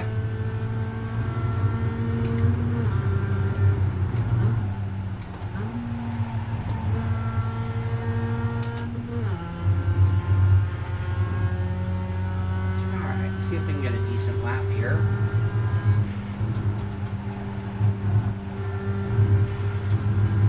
It's a pretty quiet wheel, both in the actual noise, but also like on the straightaways on the flat part.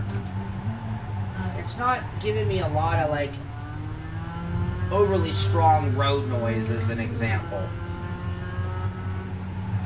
It's smooth in driving as well. Almost feels a little dampened even though we turned the damper off.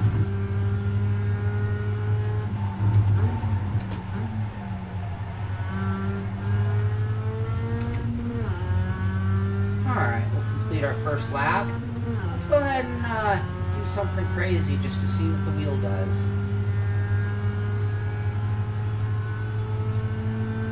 Go ahead and just... Yep, definitely felt it cross up. Felt it turning the wheels around when I went backward. So that's good. Got a good feeling. Everything you'd expect right there. I felt the weight of the car shift. I felt the weight of the car release, catch, and get it give again.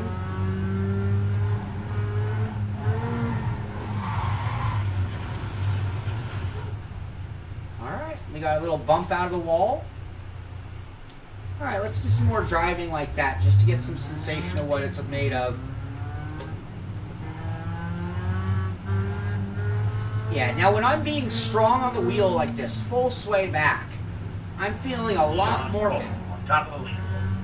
A lot more of the power of the wheel. As well.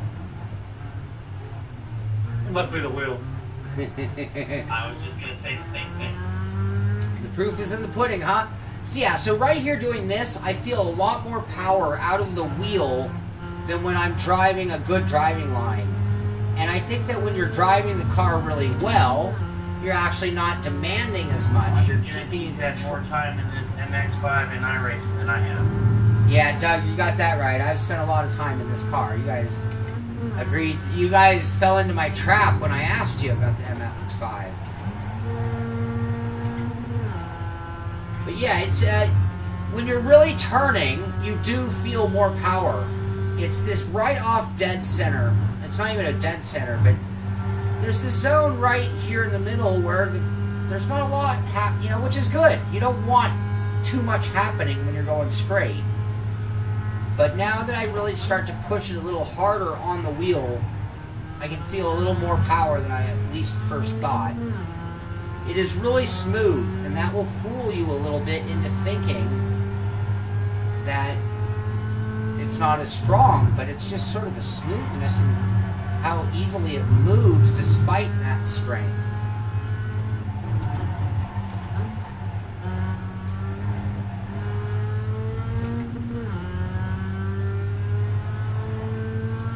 So again, when I talk about testing a wheel, I can drive laps all day long, sure, but it's some of these kind of things that you really feel the weight and the strength, how it reacts, the speed of the wheel. We drift it? Oh, it's kind of hard. No, can't. Oh, I'm trying so hard to get the rear end to move out on me. Sorry about my erratic driving, but we're just playing. There we go. You ever want to learn the real balance and limits of a car? I don't care what car it is, what sim it is. If you do what I'm doing right here, you will find out what the real boundaries of a car are. Or in this case, the real feeling of the force feedback. Oh, sorry about that, Doug. get off the track. All right, real quick, I'm going to take a moment to wipe some sweat off my brow and to check in with you guys and see if you have any questions or comments or would like to see something in particular of how the wheel's performing. So, aren't you confusing this with the auto center function? Not sure, I haven't looked back.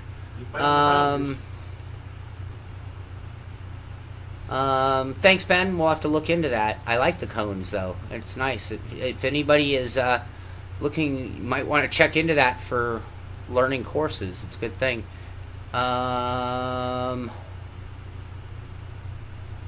School layout. Thank you, Ben. You can't drift the MX-5. We almost drifted it. Just doesn't have any power or an e-brake. Sorry, I'm wiping myself off here. I would recommend using the school layout for learning a new course. Those cones do a great job if you've never used something like that for turn-in. 3 to 6 minimum force. Yeah, I'll look into that. You know, with my wheel, I haven't... This is all adjusted probably back to my Bodner before I even had the CSL. Sequential shifter, yes. Lucas, yes, absolutely. It's the same 40-watt brushless motor, same power supply, almost identical base, but the base has a little more style. That red cover is really cool. The red venting is very cool. And then the Sparco wheel rim is just, in my opinion, the nicest wheel rim they've made available for any of the wheels. Oh, it's qualifying time. No, it can't be qualified yet. Oh, it is. Thank you. Wow, time flies. This is $649.99 and it'll be available, or $95, $649.95 and it'll be available September 22nd. Tilt driving is for using a laptop or like a tablet, something with it. You don't want it. If you have a T300 with Alcantara, I don't know because it's the base, and we'll have to see if they're going to make these wheel rims available because they might. They're all the same family, so the wheel rim might be made available after release. Who knows? And Yannick, I'm not sure what doesn't have your CSW 2.5 set up. Okay, not sure what you were talking about, but it doesn't matter because today I'm going to stick to talking about this. All right, let's get a qualifying lap in real quick.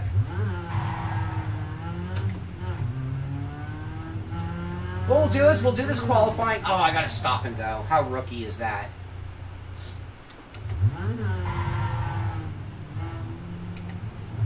What we'll do is we'll do this qualifying 2 laps. We'll do our 5-lap race, and then we'll switch to some Assetto Corsa just to see how it feels in a different game. Or sim. You know, when I first started doing this 10 years ago, you could actually make somebody mad by calling a sim a game. And it was like really funny how touchy people were. And I interchanged them, and I know we have like levels of sim or game. And you can call it arcadiness, you could call it gaminess, you can call them simcade or whatever you want to call. Let's face it, they're all sims at this point to an extent. And they're all games, because, let's face it, we're on the video game world. This is gaming.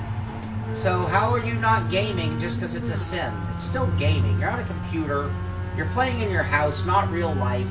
Let's not get too hung up on wording and get that elitist attitude. That's the thing. I love my high-end equipment. I love the highest levels of sim racing. And at the same time, I cannot stand an elitist attitude towards our hobby or sport. There's nothing that ruins the experience more for beginners than walking into something where everyone has some snobbish elitist attitude. That's why right now, even though I'm testing this wheel and loving it, by the way, it's driving great, I'm not going to tell you that the TMX isn't a great starter wheel, and I'm not going to tell you that the TX or T300 aren't incredibly great wheels for the money. They are. This is just for those who have that higher level of appreciation, a little bit more coin or a better job or wealthier parents. This is racing, and you want that one step higher case and motor, a little bit more power, certainly a nicer wheel rim.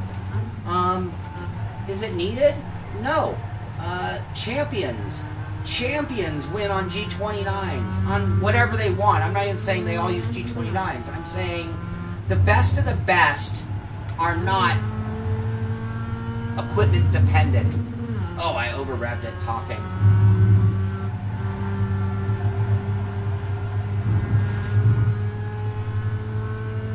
We do have a fair amount of people in the room, so this has been a real pleasure.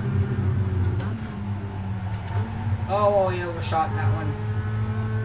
Oh, I gave up any advantage on the lap I had. And I'm slow off the corner coming up the hill. Not good. Hit that curve real hard. I wonder if they mellowed that curve out.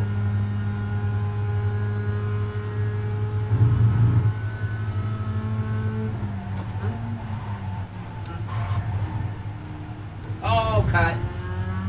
Yeah, look at that. Alright, we're going to have to put all of our eggs into one basket with lap 2.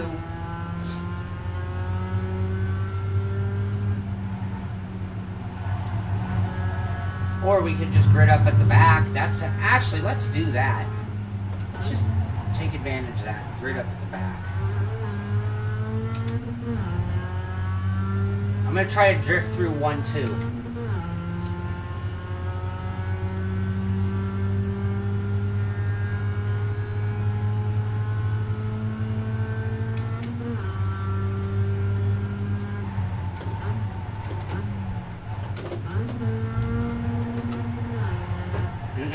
Not a chance. Alright, I even tried to spike the engine. It didn't care at all. Alright, we're going to go ahead and pull off. We'll go ahead and grid up at the back. That gives us a little bit tougher a race, which is perfect for testing the wheel. So, let's check in with you guys. We have a little time to kill. Any questions about this wheel so far? You still blame me for inventing Simcade. Well, I think it's a very appropriate word when really talking about the intentions of the companies. You know, let's face it, Need for Speed has no intention of making the best or hardcore sim. They are making a game or an arcade-type racer, and there's no denying it. And I think that, yeah, if we were to just call them arcade racer or game, that's one end of the spectrum. iRacing, Assetto, Corsa, R-Factor, maybe the other end of the spectrum at full sim, and, you know, those in between are Simcade. I love it.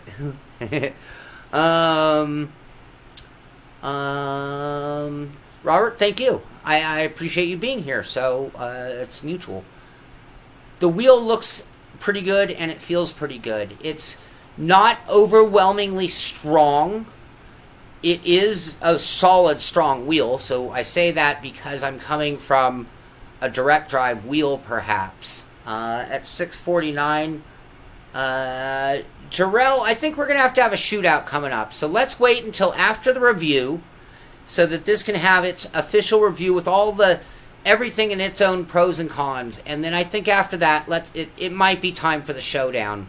What I'm going to have to do to really compare them is find out how close to 649 can I build a Fanatic package using the 2.5 base?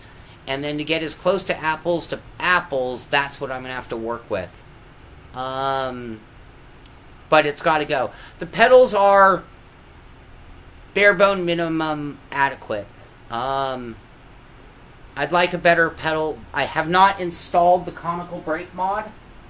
So when we do the full review, we'll install this, and I've used it in the past. It definitely gives it more resistance and more feeling, and that'll help. It's usable and workable.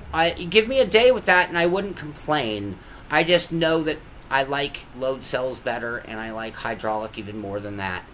And my initial opinion is I'm very impressed. I love the styling change. So despite this mainly being a styling change, I like everything they did in the styling. It goes a long way for me. I like beautiful sim racing products, and this is absolutely one of the best looking steering wheels and bases that I've ever tested. It's right up there. And it comes with T3PA pedals, correct.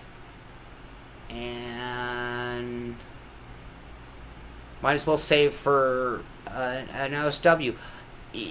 Yes, no, it's a lot of money. And you know, the performance advantages, there are some, and there are some that are maybe not as big as an advantage as you would think. And a debate we could probably have one day is what we really think. Daniel, I hope you're watching. Yes, you can repair. I think I left as many auto repairs on as possible. I didn't make any changes there. So if you're watching, there's your answer. I can't reach my keyboard.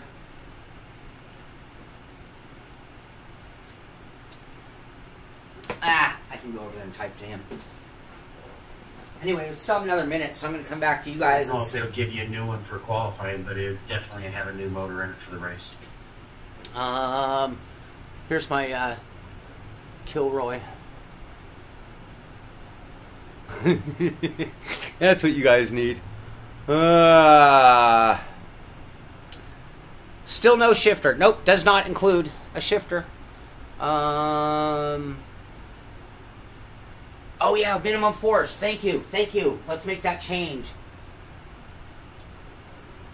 Right now I'm at 0. So yeah, let's crank that. I'll put it at 4.5. You said between 3 and 6. So I'm going to go with 4.5 and split the difference.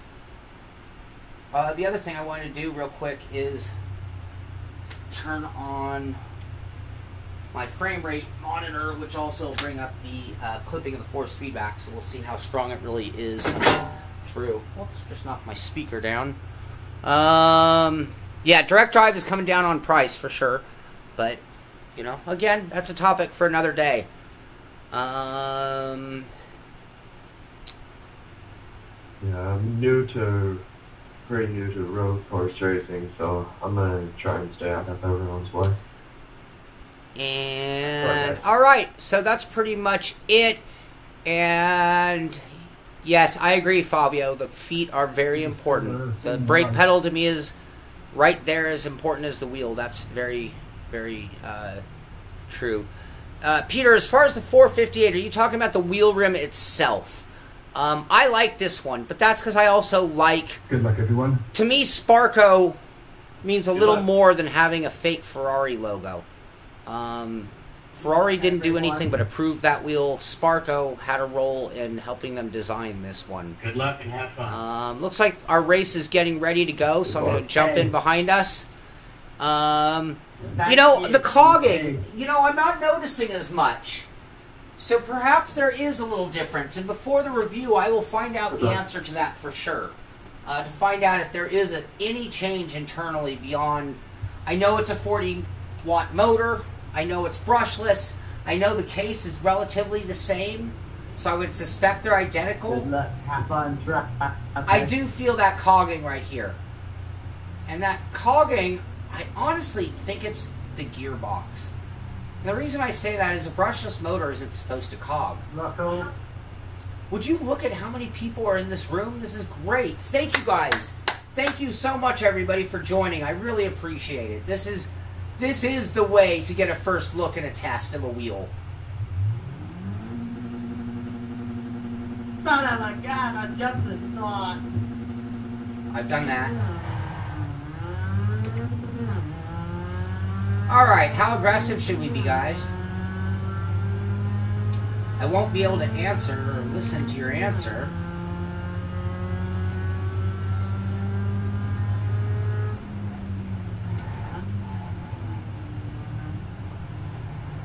Oh, trouble. I just went through the middle of a cloud. I saw the image of a car shape. Hold on.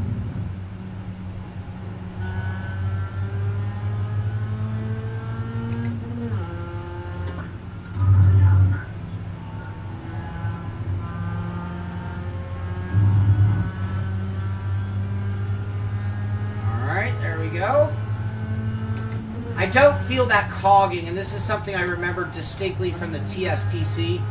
You can feel it when you're sitting on a start line, on pit lane, just sitting there with the wheel powered up, you feel it. But the moment you start to drive, you really don't. 126. I don't feel it right there at all. There's a little hint of a Vibration isn't the word. I guess there is a hint of it. Corner, Daniel, number 15, naming and shaming.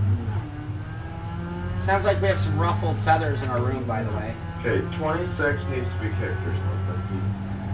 So sorry for that, Chris. Damn it.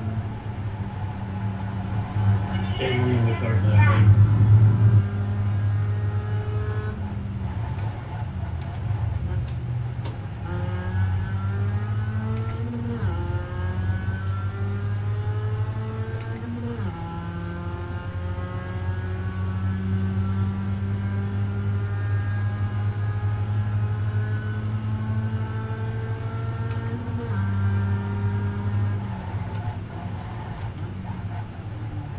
Up the inside, holding the low line, gotta keep it tight. Woo! Yeah, this is a good wheel. This is a good wheel. I'm gonna have to, like right now I see we're still very much in the green. Oh, a little yellow there on the clipping. So if you see that gauge up there, the F for forces.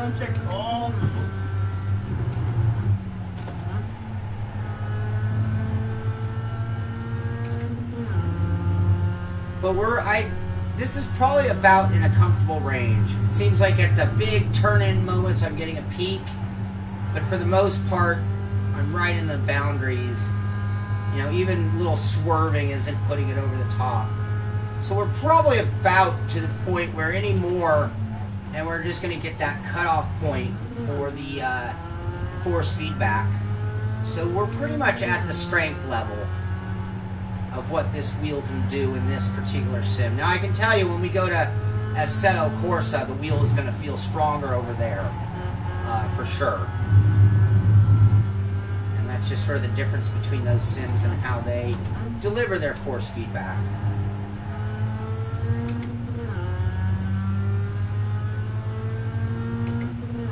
So at this point, let's see what the line where we at. We're now up to 5th place. 3 laps. Or this is the 3rd lap.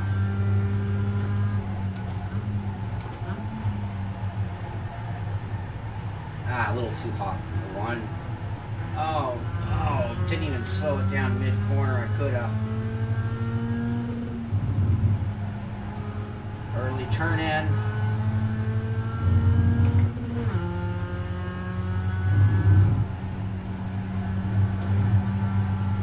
Erratic on that turn in, not being really smooth, not as smooth as I can be.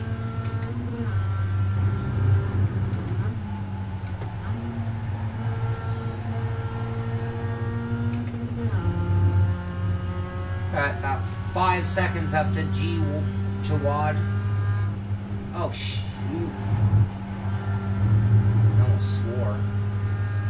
Ooh, I almost swore.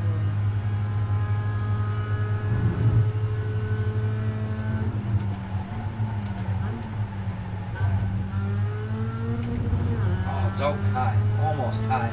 Thank you. Not my best line there.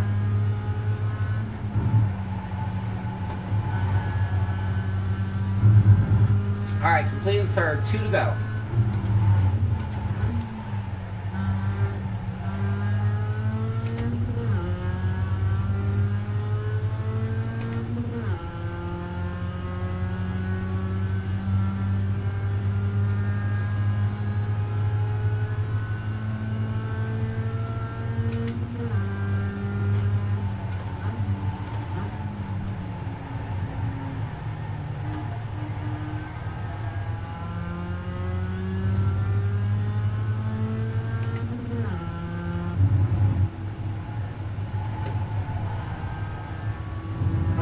Go down to 3rd there. I don't know why I didn't.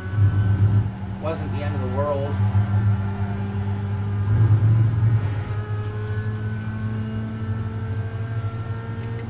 Losing time to the guys ahead.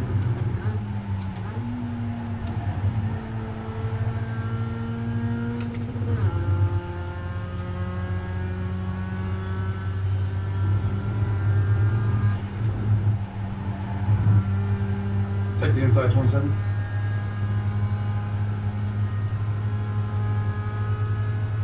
Halfway through the 4th lap, so 1.5 laps to go here.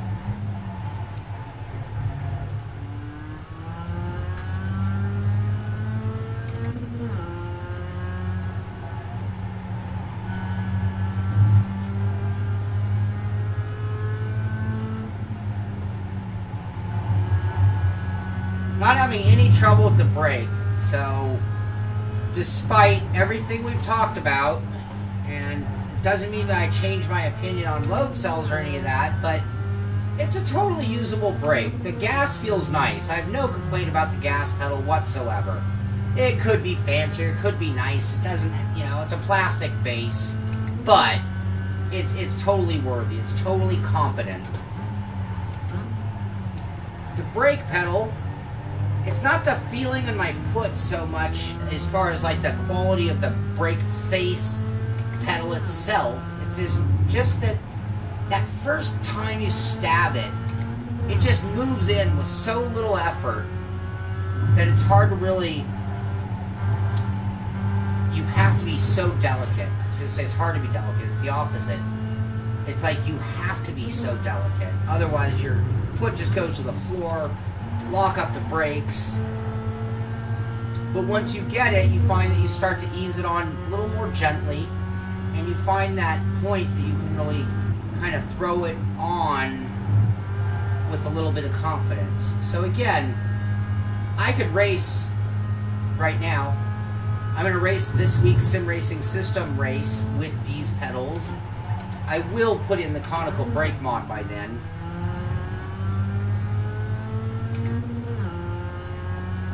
I'm going to start putting a schedule out on Mondays of the upcoming live streams that we have coming. So this week, for example, Wednesday, 6 o'clock at night, we're going to do a setup workshop once again. Then Thursday and Friday night at 6 o'clock will be race 1 and race 2 of week 3 in the Simpit Porsche Carrera Cup. And there we go, that's the end of the race. Now we smash. Got a good bump there, you can see. Alright, we finished 5th. Not bad at all. Wheel felt great. Real smooth, real responsive. No dead zone issues. No weird ill effects. No noise whatsoever. I'm not hearing any kind of screaming fans or anything that would take away. You hear our volume is very low, so we'd hear any noises or creaks or pops. Hit there, Shaun. So, yeah, the force feedback, I got a good little bump there when it kicked into the air. When it landed is when I got the bigger bump, that's for sure. So that gives you an idea there. Anyway, great race. Let's see how many people are actually here. I'm just kind of shocked we had such a huge crowd. We had... Good race. Holy cow. That's good. Where's the results? Race. Okay, so 24 people actually raced, and it looks like another 6 joined the room but didn't get a chance to race. Michael Milan didn't race. Too bad. I've had some great races with him in the Mazda specifically. So, let's go ahead and get out of here. We don't need to save that replay, although it was a fun race. And now what I want to do is let's move over to Assetto Corsa. And let's fire that up real quick. I think we're going to have another one of those talk amongst yourselves moments while I go blow my nose. Okay, let's just say hi to you guys again.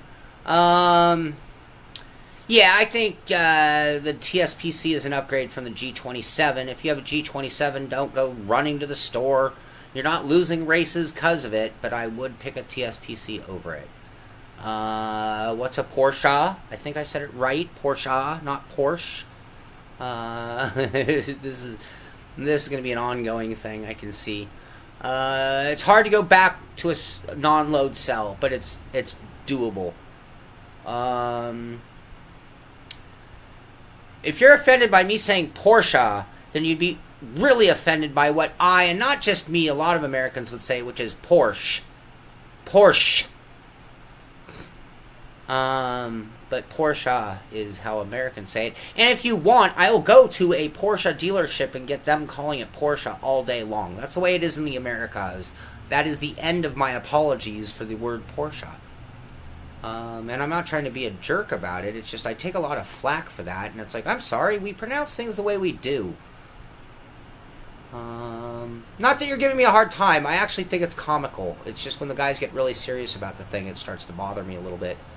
Not directed at me. It's just that whole thing I see online all the time. All the time.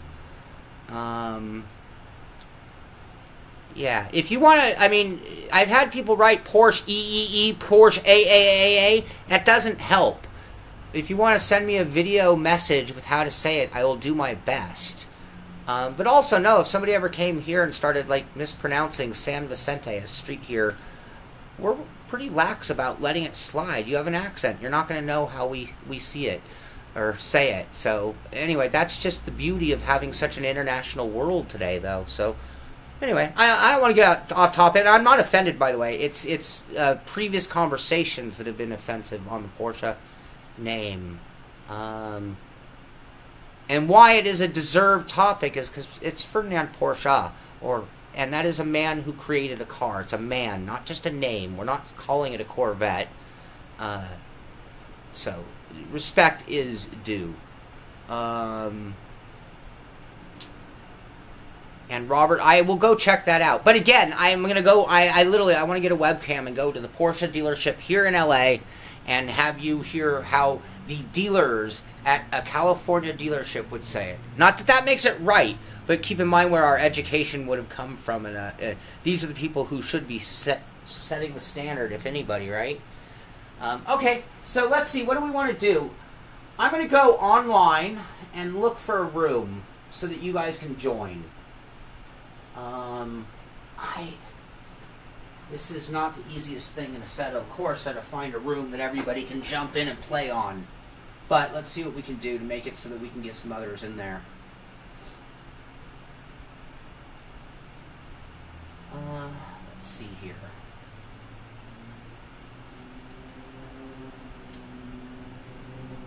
Here we go. Nordschleife Track Day. Oh, it disappeared.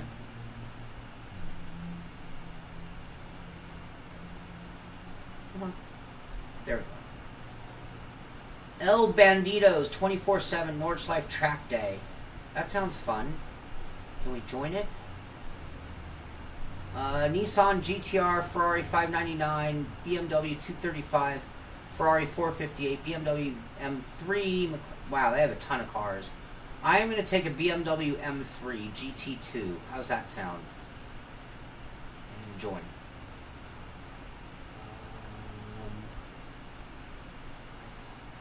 What? Now all of a sudden it's flashing red on the cars.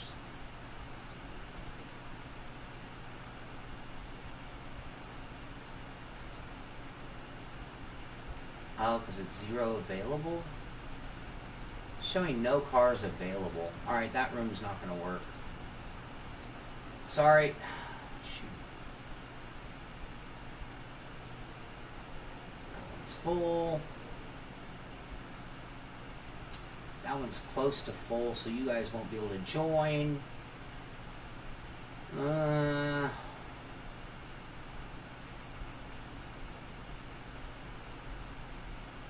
Bear with me.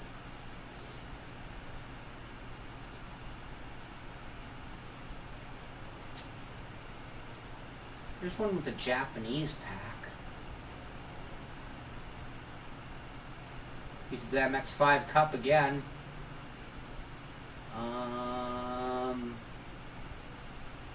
Weird car. I want to do the RX-7 tune. So let me do that. There we go.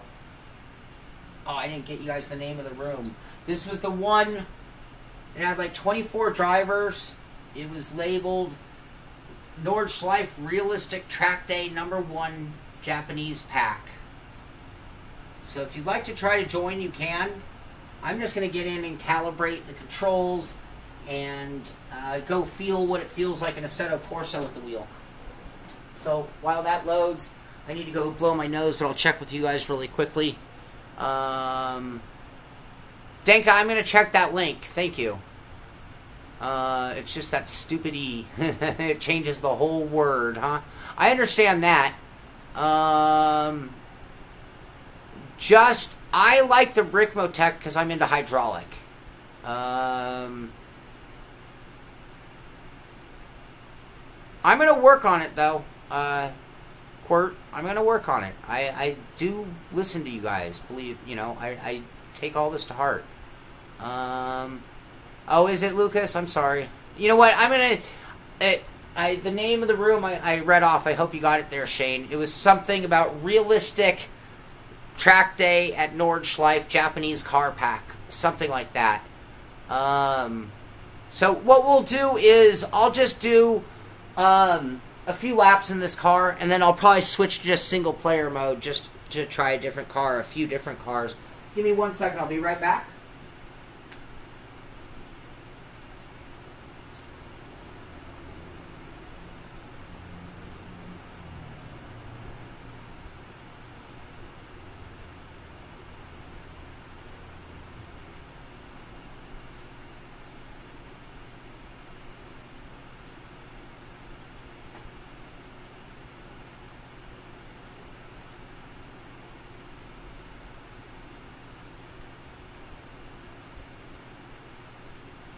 Yeah, I'm still sweating though.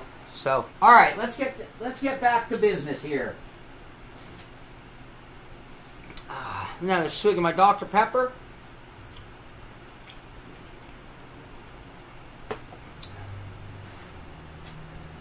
Now, this should be a pretty good test of the force feedback for a different reason. Maybe the car might not have the... you know what I didn't do? Anybody catch my mistake? Anybody know what I did wrong? I have no controls. We're going to have to leave and come back. I didn't map my controls.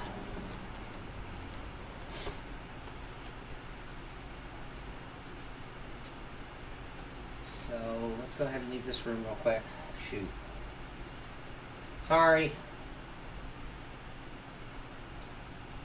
Where were you guys on that one? I thought you always had my back.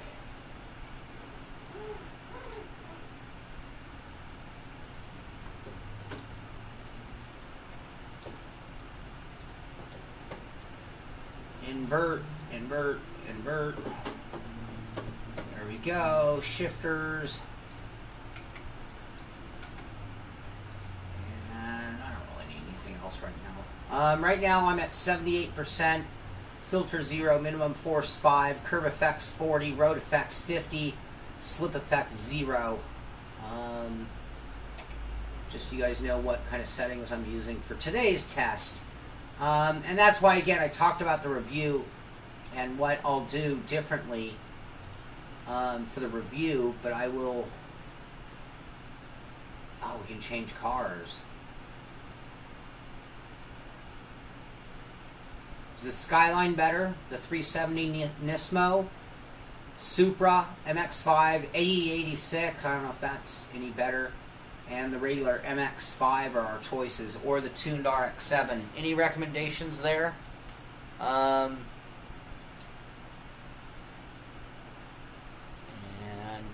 what room? This was a Nordschleife Realistic Track Day 1 Japanese pack. And again, just want to double check with you guys. Zero out the 3 effects from the bottom. Okay, let's go back to there before we do that really quick. I'll take your suggestions just to try them out. And controls. So you're saying road effects and curb effects? You don't want any road and curb effects, huh? Nismo GTR? Okay. Nordschleife. Oh, because it's Nordschleife, isn't it Nordschleife? Isn't that correct?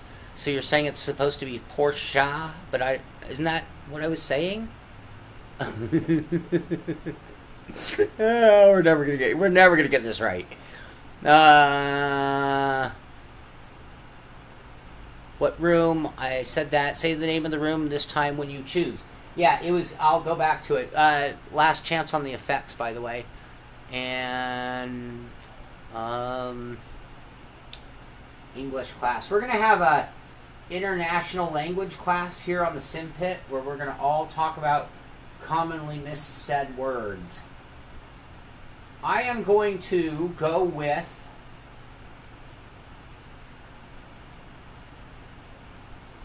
the 370 Nismo. That's that. I've chosen.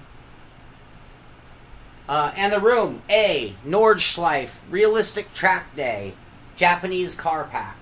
A, Nordschleife, Realistic Track Day 1, Japanese Car Pack.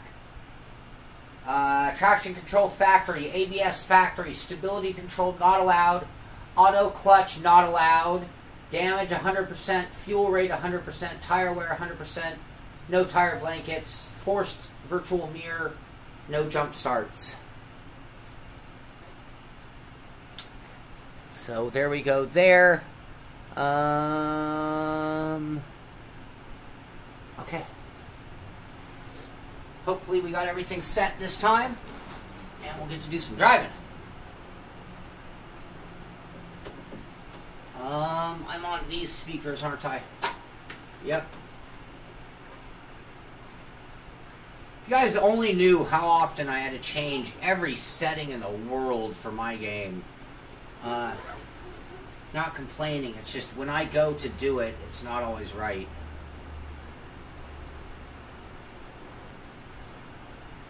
Alright, there we go.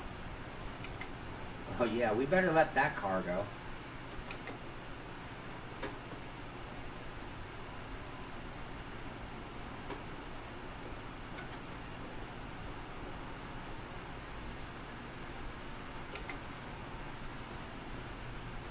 I'll leave one ear uncovered so I can hear you guys type.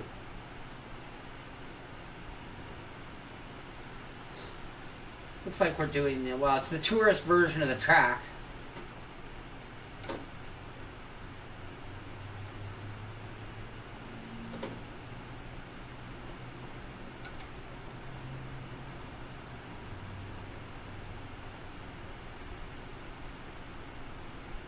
Feeling a little lighter than I expected in the force feedback department still. So I don't think overwhelming strength is what this wheel is bringing to the table in comparison. You know, it's no stronger than a TSPC. I believe the TSPC is a touch stronger than the T300 and a touch stronger than the TX. Not by a huge margin though, not as much as you would think. I think it is the robustness that is really the biggest difference, because the TX and the T300 are also really smooth, so you can't say this is smoother. What you can say is it's stiffer. When I'm doing this and putting lateral forces on the wheel, I'm feeling the wheel flex nothing out of the base whatsoever. There is a teeny bit of flex. Oh, I didn't slow down enough.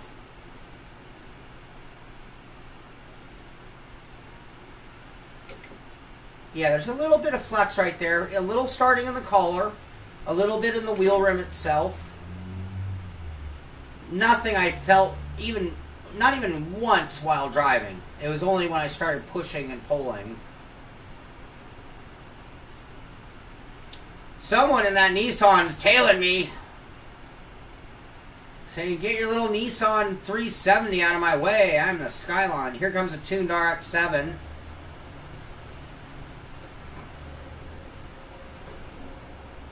I'm taking it a little conservative.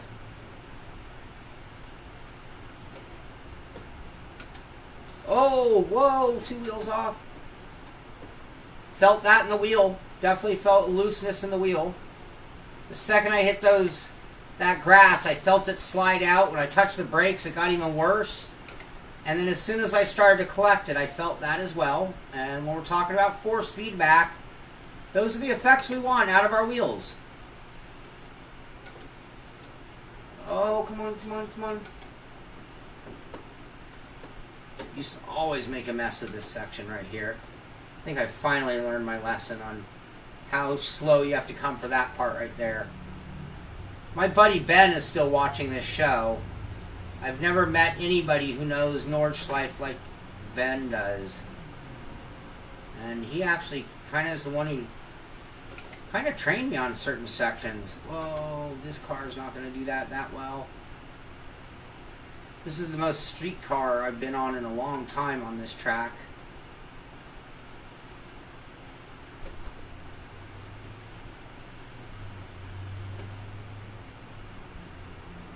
think I'm doing a great drive, but I'm not doing a terrible drive. We're not going to set any world records with this lap time, that's for sure.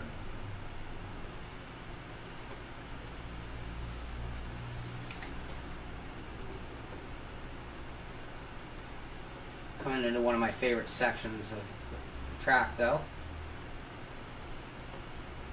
I love this part right here. Oh, there's a AE86 trying to do a little drifting. Woo! Also known as a Toyota Corolla here in America, but the AE86. That's a car that people love. Tiny little car, front engine, rear wheel drive. It's like that. That is the layout of a proper race car by many people's standards. I guess a mid-engine is really a modern, more modern version. But the little AE86, man, people who know that car, it has a following.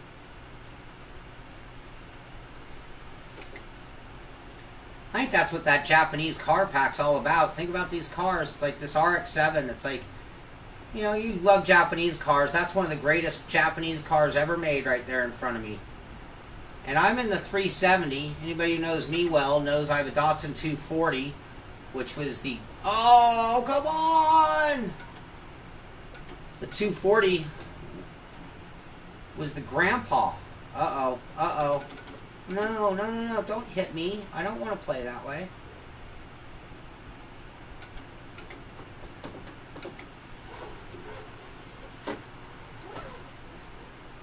There we go. How do you like... There's a good test for force feedback right there. Here comes that RX-7. That car is fast. Oh, it's a different one.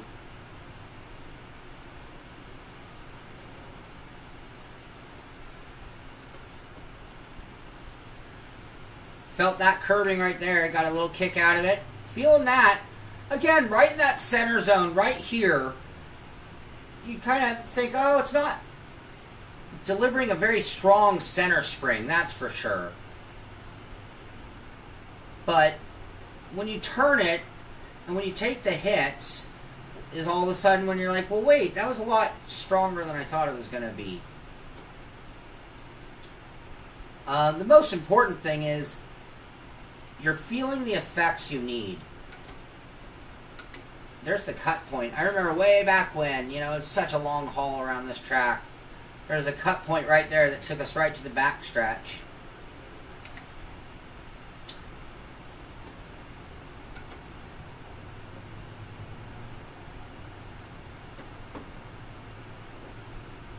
I will admit I'm taking it a little easy around the track right now.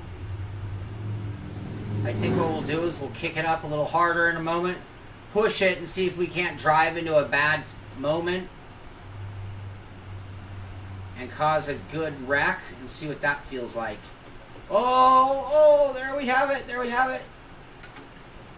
You see the wobble on the wheel there? I felt that curving when I came off and jumped that curve. I felt it.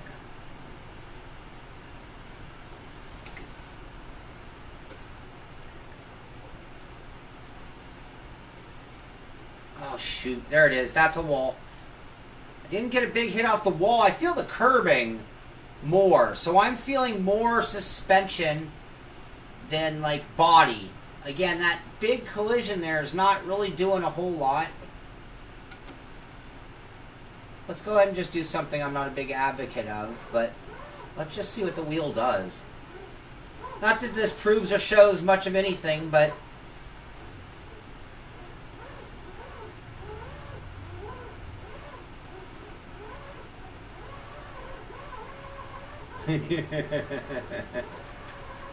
okay, enough of that. That's a nightmare. Sorry. I thought this was a professional show.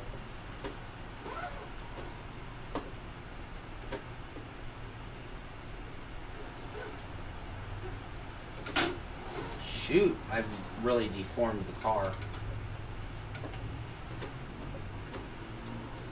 Now I'm just blocking the track.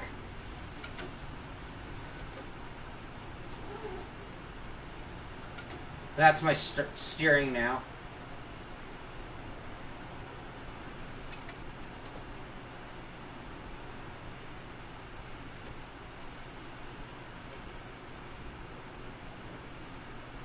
This is undrivable.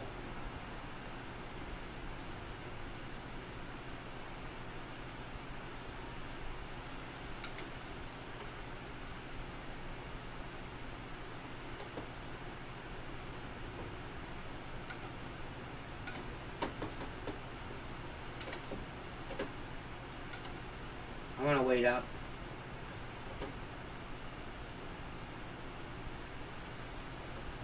I'm about to sneeze. Yeah, we need to try and get a new car here. I think I'm going to go to single player mode in a second just to try a different car. Maybe we'll go to that Porsche Nordschleife, Porsche, I don't know. I'm sorry, guys.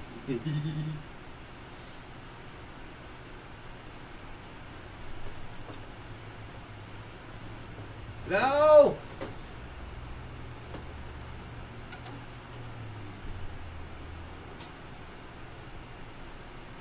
Yeah, this is sort of funny. I'm now 9 degrees off.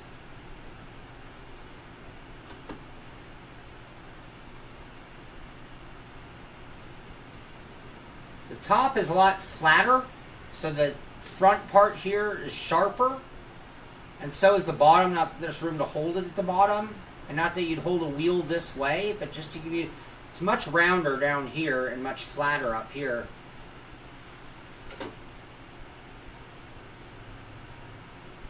And here we come to the final in the tourist version. Castle up there on the hill if you don't know the track. This is one of the most loved tracks on Earth. Certainly on everybody's bucket list. Anybody who knows anything about cars and racing, this is a bucket list item right here. Whoa, whoa! Alright, well, that was cool. Let's talk about what we felt. Force feedback was there. The overall strength was a little light. The force feedback delivery was not as light as the overall feeling. Smoothness, again, was great. Responsiveness was great. Refresh, the one-to-one feeling of the wheel was great. No dead zone, no wobble, no noise. Very smooth. I like the wheel. It's very comfortable in my hands. It's very confident in its attack. So when you're on the wheel and really going at turns, you're doing it with a lot of confidence. I've had no ill effects or ill moments. Anything that I was like, well, that didn't feel quite right. No, it always felt quite good. So job well done. Skyline's doing some donuts now. All right, let's give it one more shot. What the heck? Let's go ahead and push it a little harder this time.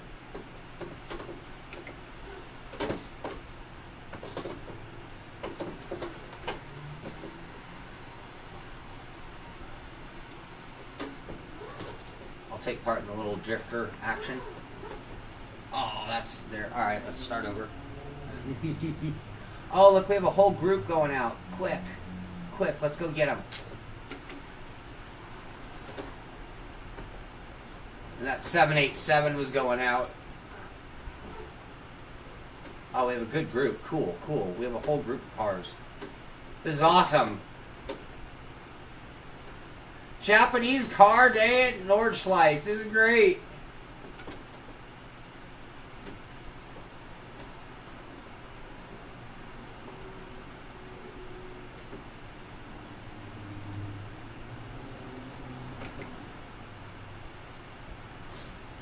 We got one of those race RX-7s behind us. I see a 370 up ahead and a couple of RX-7s.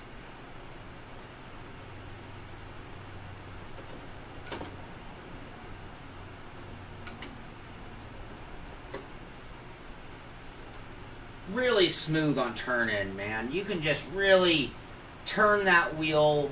Nothing resisting you. A little bit of force feedback tension increase on turn-in.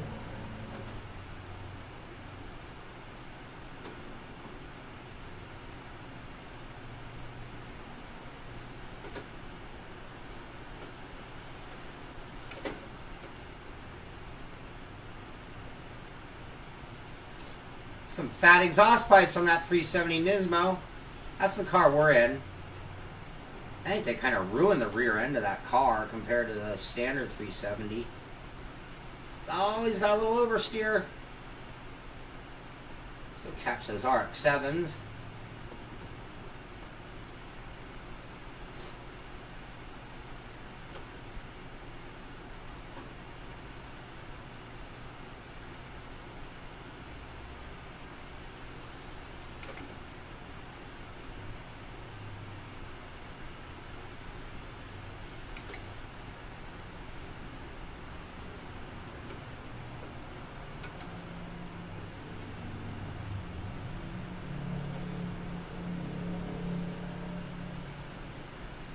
Oh, I'm holding up the line.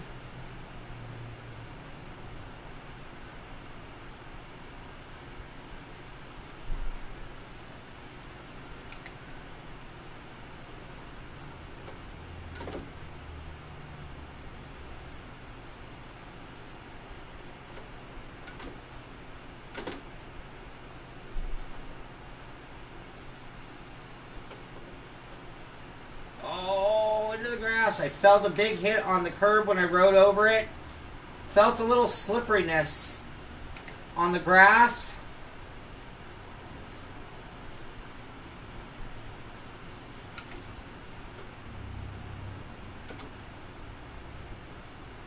So I'm getting some clipping because I just got, whoa!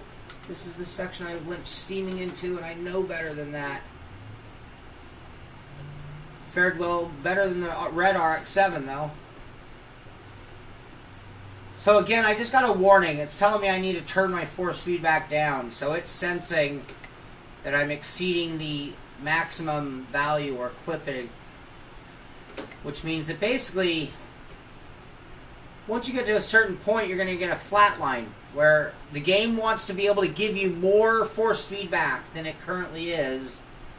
And it can't because it's already at maximum. It's like having a dimmer switch and being at full power on the lights but still wanting more light.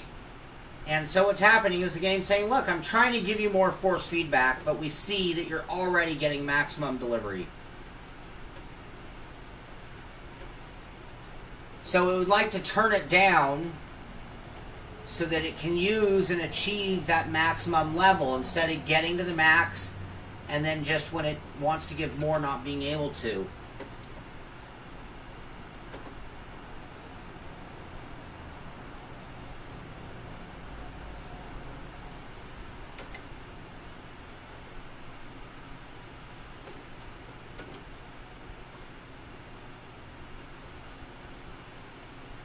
Whoa!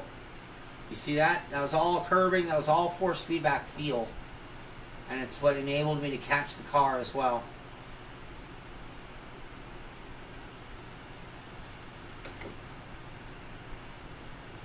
Really smooth wheel.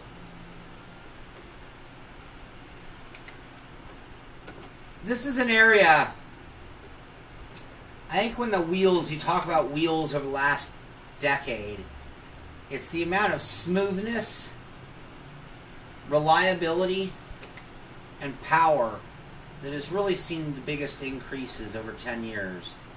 If you think back to what a wheel was before the G25.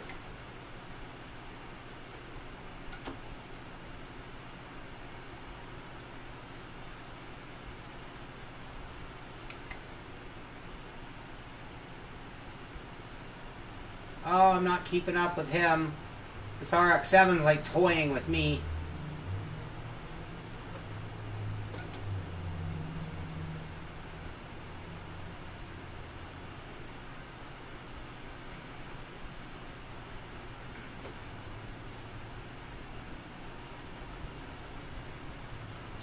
Big right.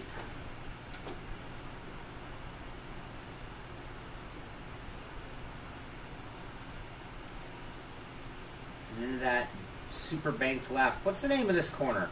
I know it has a name and I should know it. Of all the corners of Nordschleife, this is the corner I'm probably supposed to know the name of. Ben, if you're watching.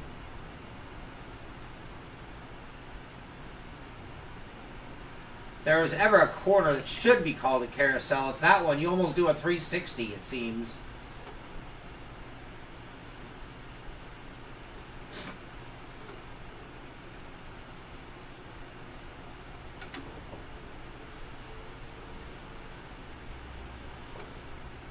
Oh, come on, come on, come on, come on, come on, come on. Oh, baby.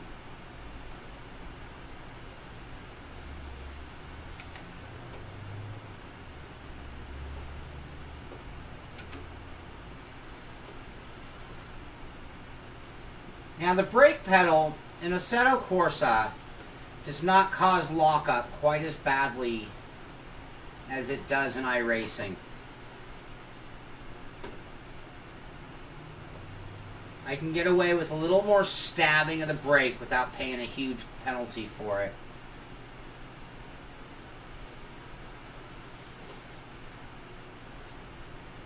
Oh.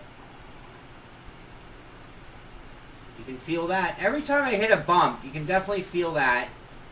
Every time you slide, you can feel that. And every time you get in the grass and lose rear traction, you certainly feel that as well.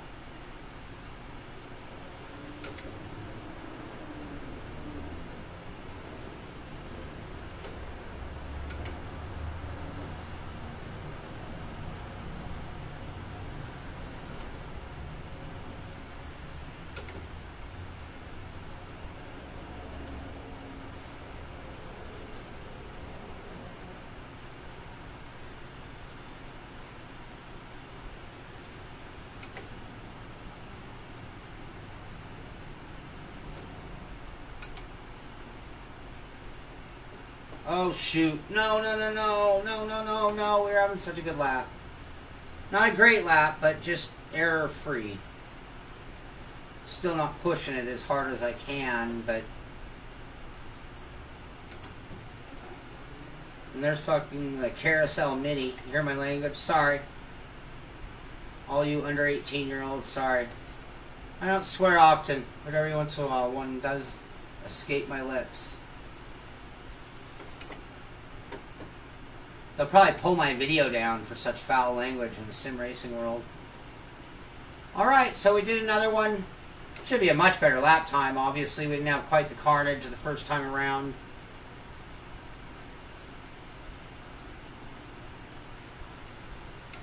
That RX-7 easily could have beaten that lap, because you can see how he's been hounding me the whole time around. Hey, bud.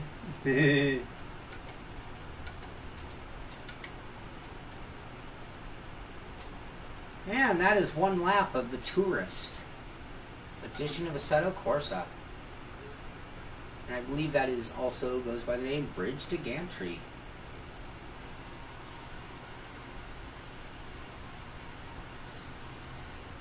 Alright, let's go ahead and try one more car just to get a feeling of the wheel with a different car. The other thing is Assetto Corsa would like me to turn down my force feedback. We did an 822, not very good. Somebody did a, let's see here, RX-7 tuned. Someone ran 732 in an RX-7 tuned. So let's go ahead and just really quickly just do a different one. This week's race is at Nürburgring in the Porsche.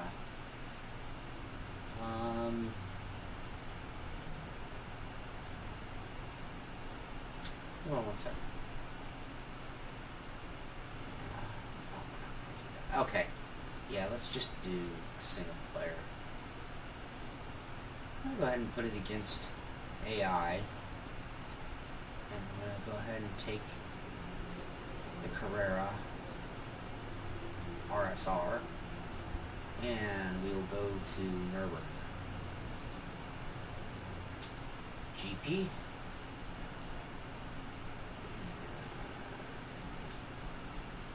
Go. There we go.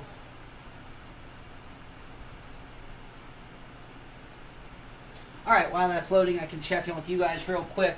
And this will be about the end of it. We'll just do a couple laps in the Porsche to see if we feel much of a difference in the feeling. And we'll go from there.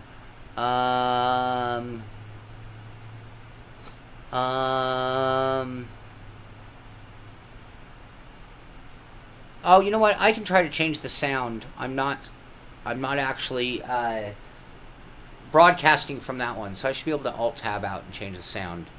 Yep, we're in the... Well, we're going to do the Porsche Carrera, and we can go to a GT3 after that.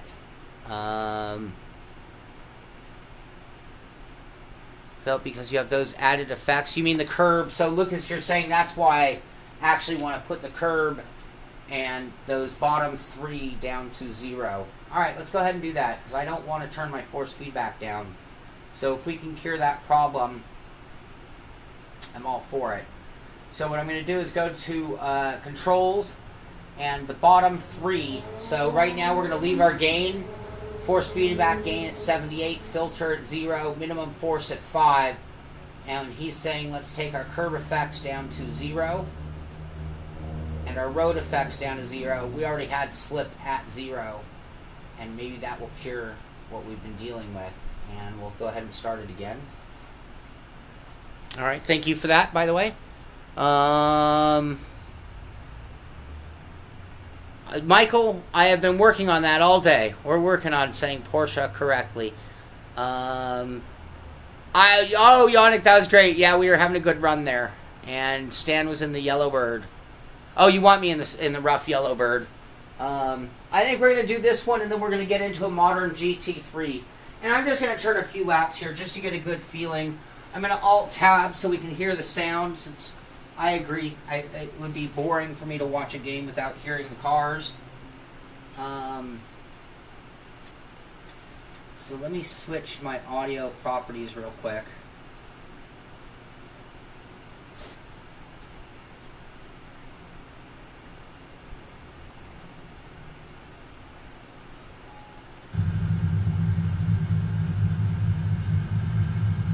There we go.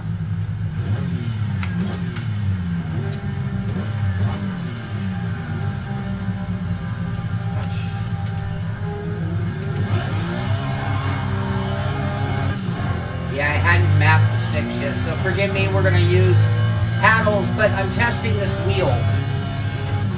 So with me testing the wheel, I want to use its features, not this shifter. For my race on Thursday, I'm going to use the shifter.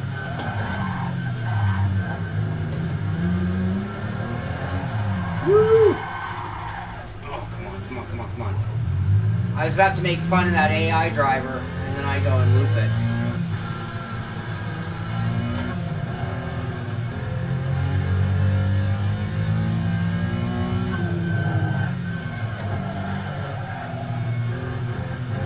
Got a little bit of understeer when I pushed it into the corner. Felt that go light in the wheel. Whoa! Definitely felt that when I got too much throttle off the curbing. Typically I'd put a little bit more warm-up in, but...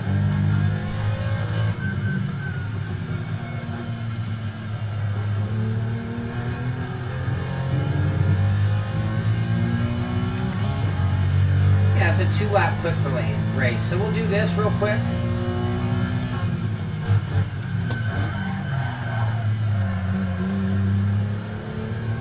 Missed my braking zone.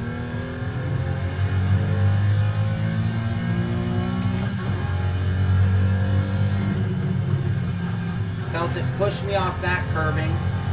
It was cambered that way. Felt a little bump when I went up on that. Felt a dip when it transitioned from the curbing to the grass. Felt that go loose. That save was 100% force feedback right there.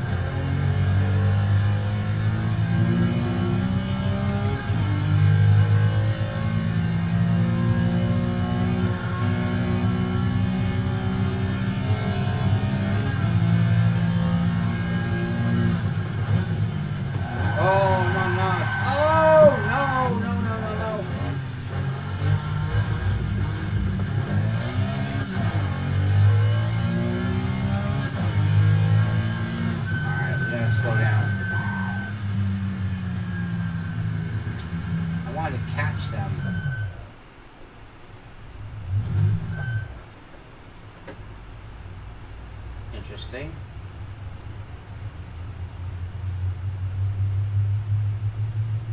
Being a little weird. Every time I even touch the gas, it's resetting. I slowed down.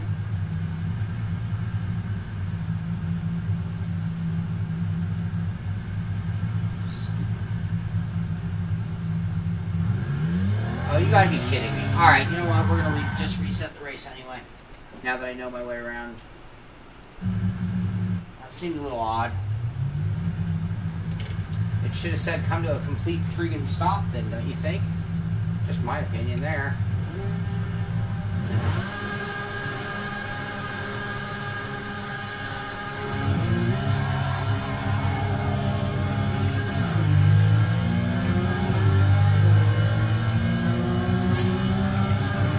This is one of my all-time favorite cars. Those of you as old as me will remember the IROC races were originally in a car very similar to this.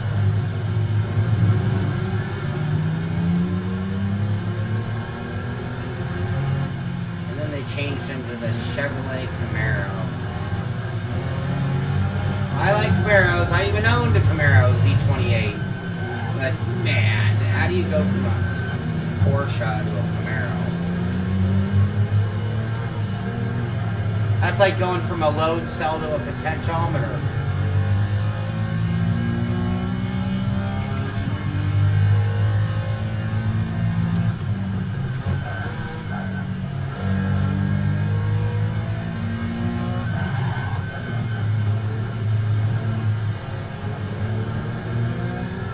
You can see we're already starting to mat down that suede finish a little bit. This wheel will never be the same.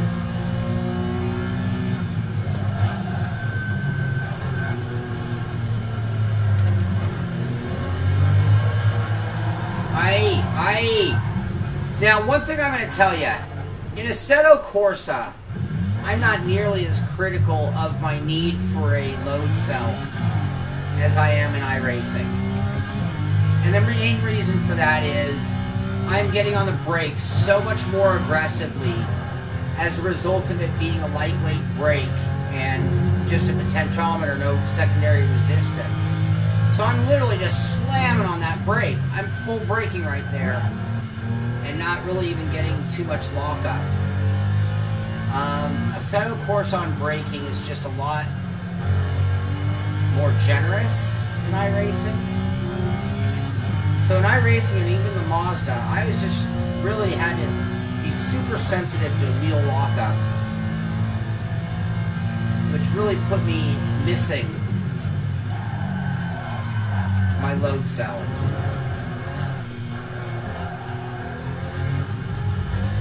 You can really see how wiggly. This car is a great car for demonstrating because it's so tail happy at times, and you can see it in the wheel. Like that. And because of it, rather than stay on the gas and having watched the rear end just go all the way around, I was able to back off just enough to where I felt the force feedback come back in again, letting me know that I was starting to get grip rather than just sliding right there. Same thing. And even more so on the release moment.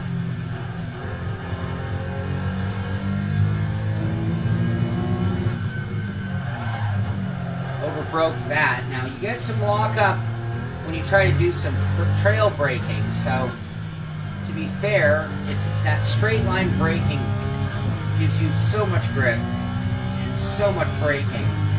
Trail braking is a little more sensitive. I mean, it's actually kind of, to me, a little too much straight line braking with no consequences, especially on an older car. This is a car from the 70s. And despite being a race car, this was not a modern times car.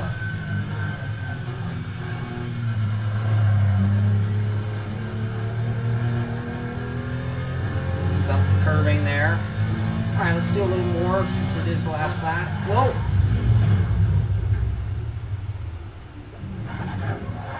Again, you see how much it moved when we came off that curb? So the suspension is really driving most of the force feedback, and that's good. I mean, if I had to pick my ways, I'd like it to be more reactive to what the car's doing than to what the elements are doing to the car. Yes, I need to know when I hit a wall, but hopefully I'm not going to. I'm much more concerned about what it does at that moment than hitting a wall, or at this moment rather than hitting a wall.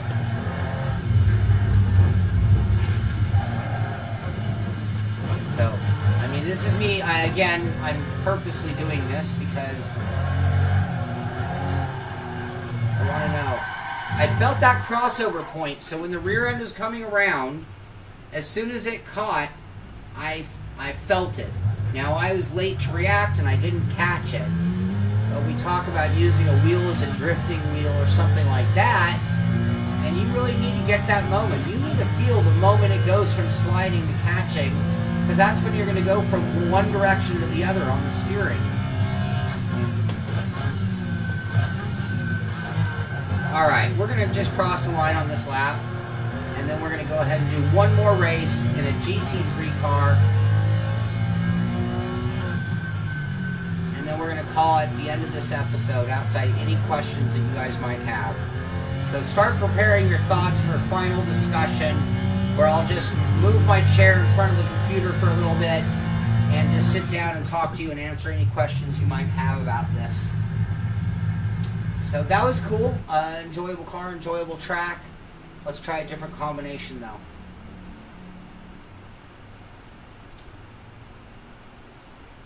Let's go to Red Bull Ring. And let's drive.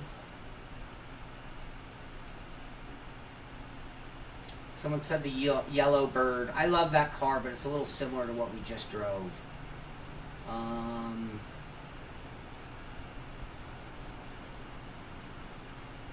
Go the SLS GT3 or the BMW GT2, GT3. It's a Z4.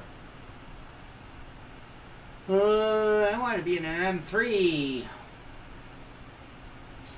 Oh man. First world problems. I love this car. That's not really appropriate. That Alpha Racer. LMS.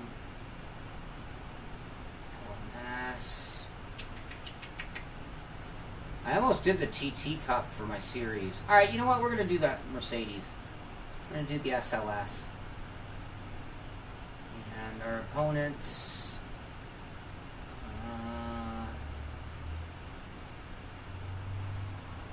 I don't care. Let's just add some opponents. These all look worthy. Doesn't matter. I want to feel the car, not worry about the race. Alright, like I said, we'll do a real quick 2 laps here. And then we will bring things to a close where I'll just turn things around and bring a chair back in view. And we'll just have a last minute discussion about this wheel. Maybe I'll turn the rig again so we can look at it close again. I like this carbon fiber. I haven't been using the buttons much, so we've really been focusing mainly on the force feedback.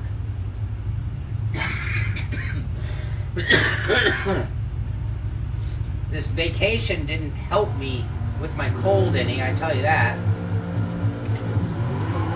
I'm actually more stuffed up and congested than when I left, but I don't feel sick anymore.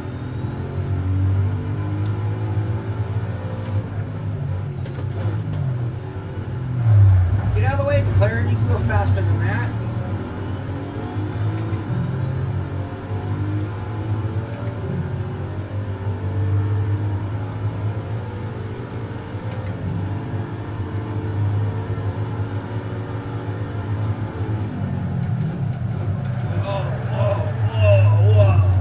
See what I mean about the brakes? Did you hear any lockup at all? Now this car has got ABS and traction control built in, but still, that was very forgiving if you looked at how far I overshot my brake zone.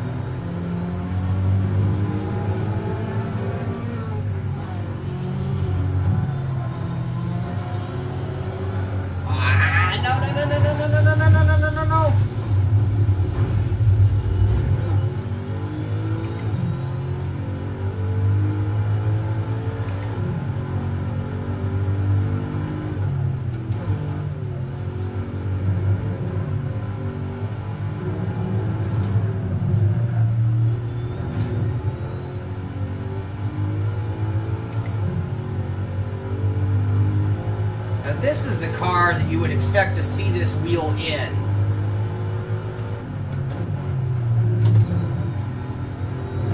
Oh, I hit that curve way too hard.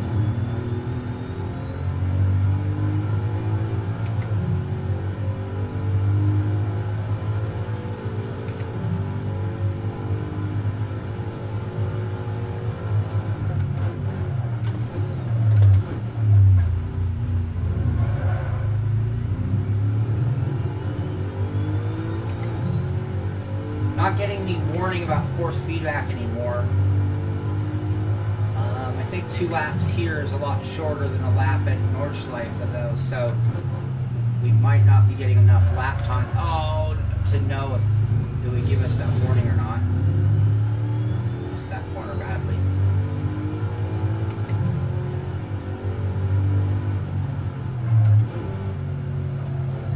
Come on, slow it down.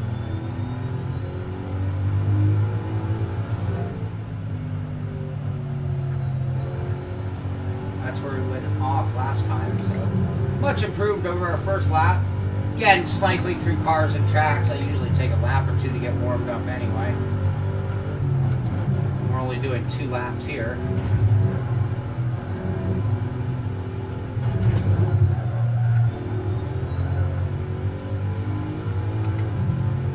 Whew, working a little sweat, so it's probably a good time to call it. And then there on the driving. So again, felt pretty good there. Same thing I felt all day long.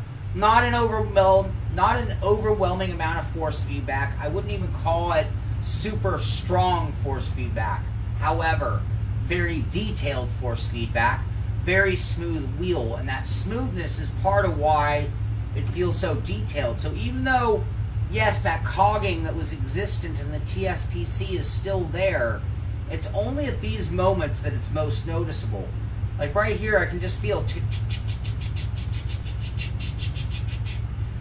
Don't hear it. It's not noisy, but I do. You can see it to an extent.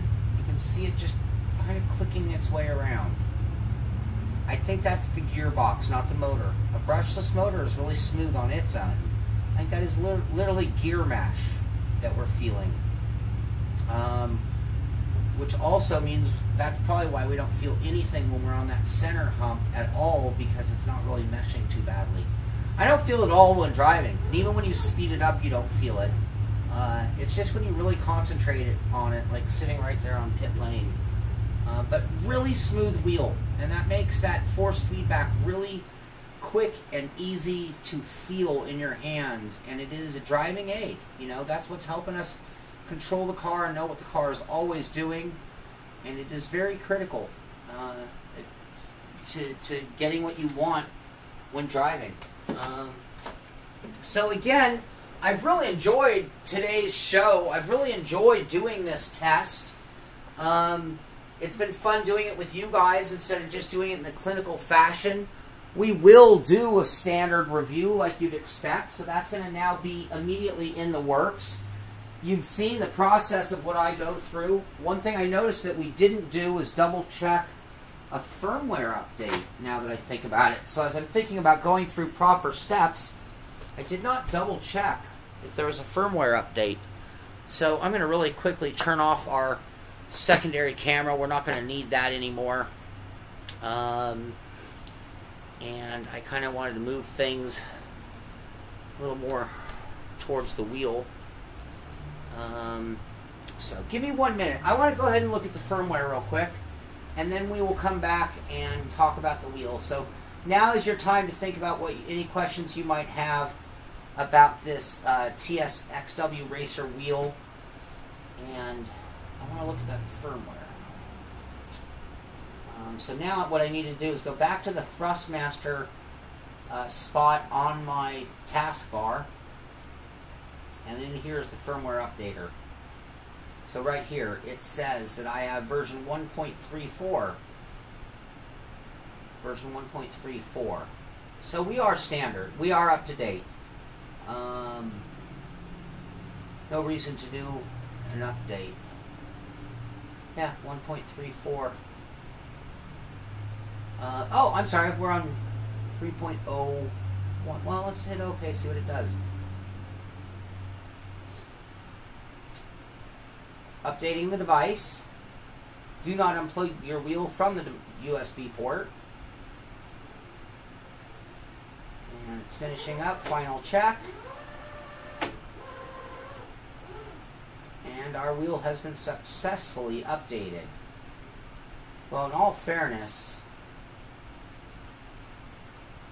let me look at one thing before I make this statement I'm about to make. We might have to do some more driving. Let me check something real quick.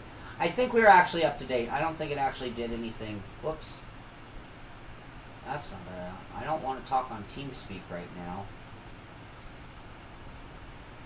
That is not what I wanted. I'm going to go back to that. I just want to see what it said at the top real quick.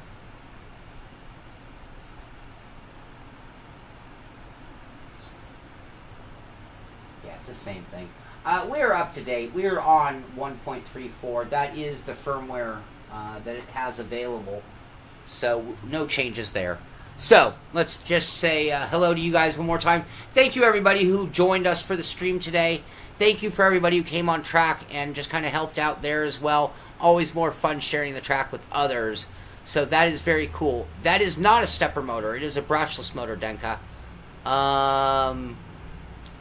So, let's see here. And, oh, I can't scroll up on the comments. So, we're going to have to start a conversation right here so I can watch it live.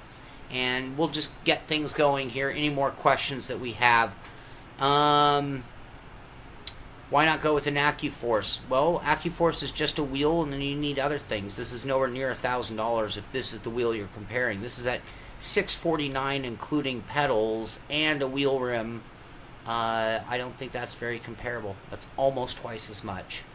And Court Triber is saying OSW beats that AccuForce anytime. And if you say beat, it depends on what you're talking about. We could do a whole shootout on direct drive wheels. Just not everybody wants to send me one of those for testing.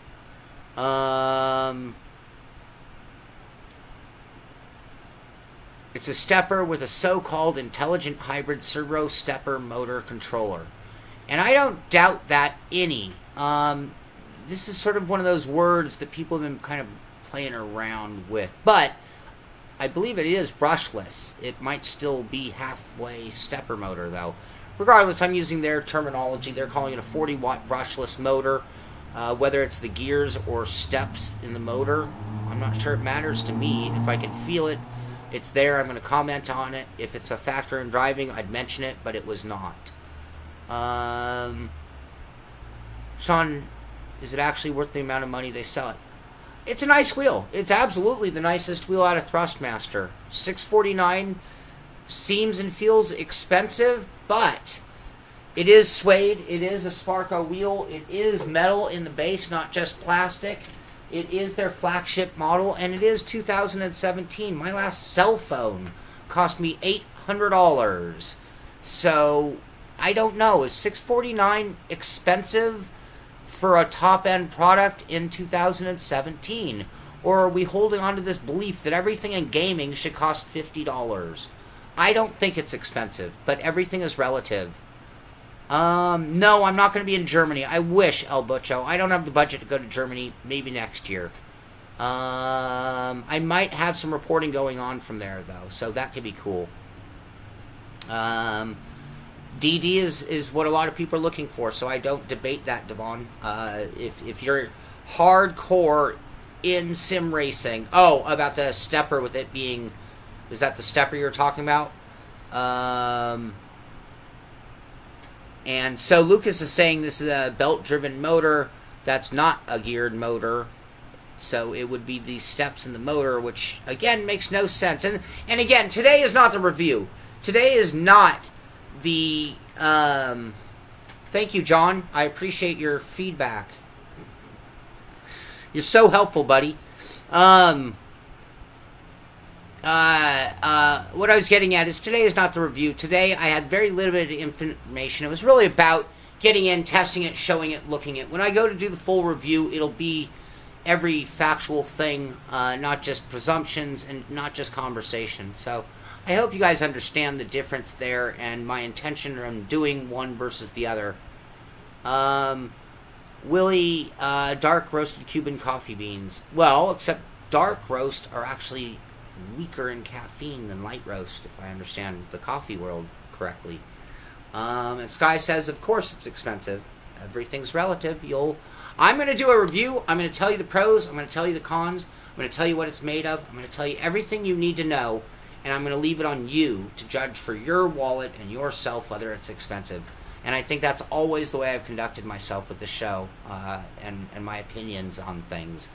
When I review a product, I think of who are they targeting as the audience, and did they hit a home run or did they hit a foul ball in going after that audience. Shane, I'm not going to answer that question today. We're going to do a review, and then we're going to do a shootout. I think that's the best way to handle that. And even on the shootout, I don't know if you're going to get a clear-cut answer.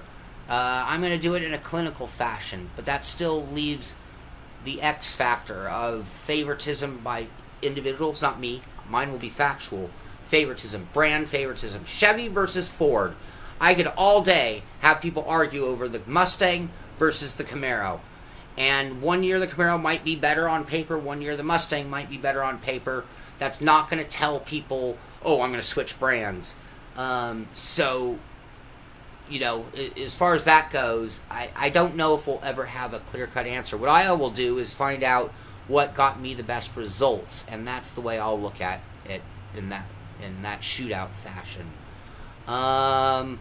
Yeah, Sky, the G25 cost $350 when it came out.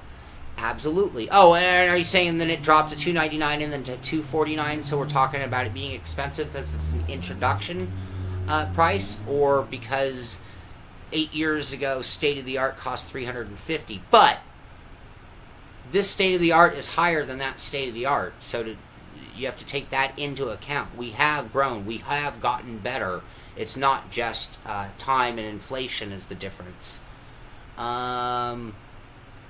You ask if someone could buy a base. Yes, they could. You buy an OSW base, and then you have a wheel with no buttons, no shifters, you have no pedals, you have less support.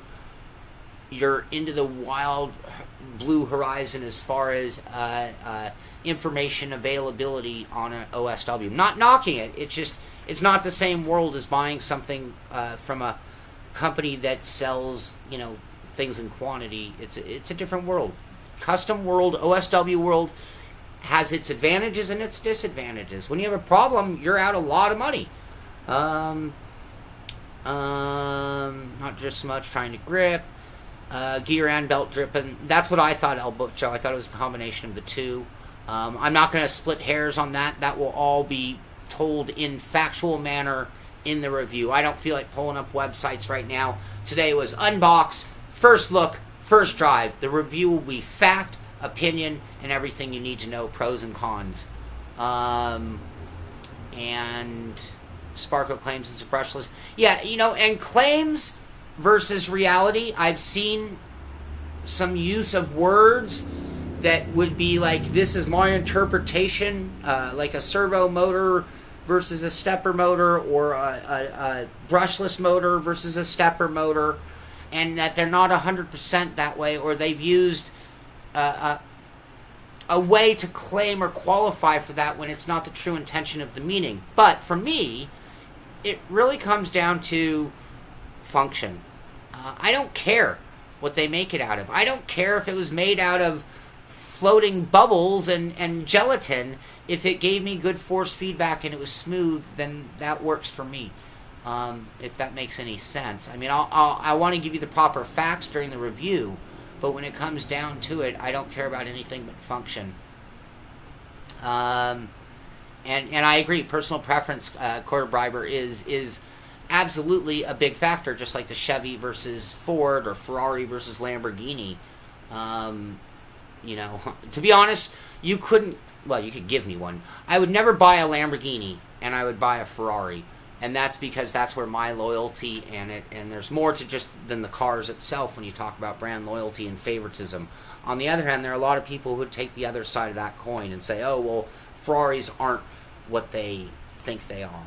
And you know, that's fine. They're entitled. They're right. If you love Lamborghini, you're right.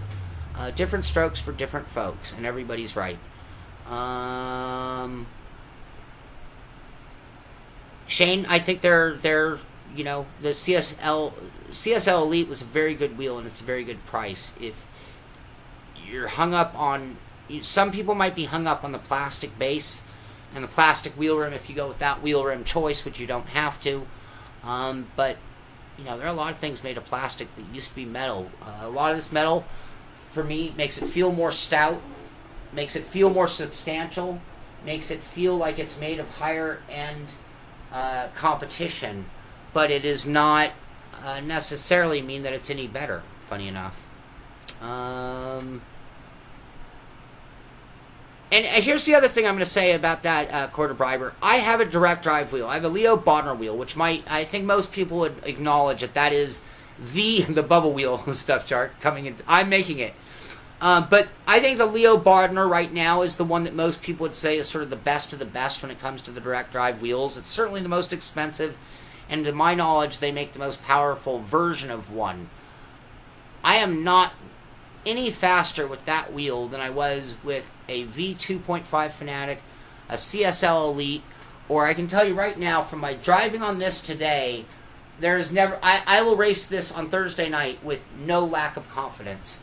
Would I prefer my direct drive with my modded out wheel? Sure, absolutely. There's no denying that. I can't take away from that. I mean, in the world of bicycles, there's no comparing in my mind a Trek to a Colnago, or a Wilson to a Callaway in golf. But that doesn't mean that I can't play a great round of golf with a set of Wilson clubs, and it doesn't mean I can't have a great bike ride on a Trek. But sometimes appreciation goes a long way also.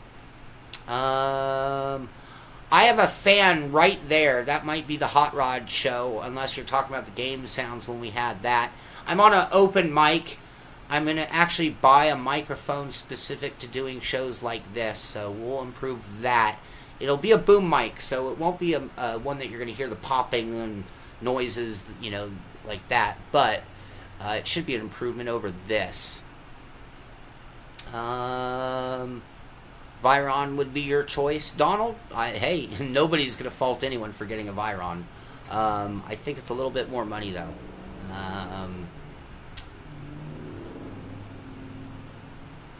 Once you've gone too far, you have to drink coffee mainly for the taste. Yes, I agree. And well, it's funny. I prefer dark coffee at night and like roast in the morning, and I drink a lot of coffee.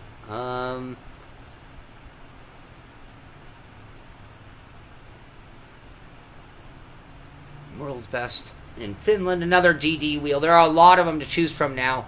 Another true word from Shaun. I have a 3D printer. I made my button box for the OSW myself. It works. It just works. Another driver in our league needs aluminum. Yeah, exactly. Exactly. And yours works. Functionally, you're done, right? Who cares if it looks nice? And at the same time, I have total appreciation for art, aesthetic detail. I love this red finish, these red lines, the red gills. Just comparing this to the TSPC, I love the differences between this and the TSPC. I love this wheel rim compared to that upside down looking Formula One wheel of the TSPC. Functionally, did anything change there? No, not at all. Nothing. Yannick, I run it between, geez, sometimes as low as 3.8, and I think the highest I've ever turned it up is 12 without it just getting to the point where I was pouring in sweat in a matter of laps, which I have a tendency to do anyway, as we all know. And Denka's talking about a particular OSW. That's cool.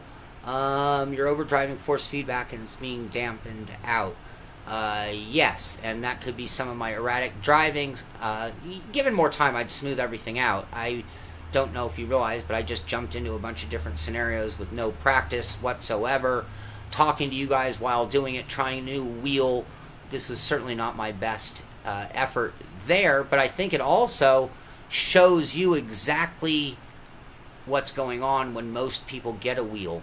You know, we're going to get into that stuff We're going to get into Veyron, Porsche, Veyron. In the case of Veyron, I don't care nearly as much.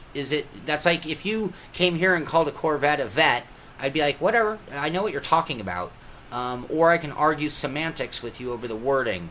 I take a little more power to the word Porsche when I make a mistake because it is a man's name.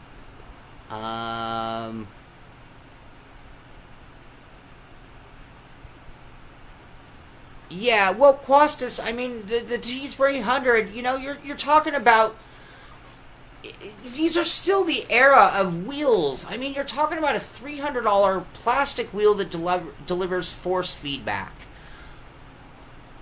If you were to go buy all those parts and, like, build a gearbox out of not cheap parts, it's going to start costing you, I mean, some serious money.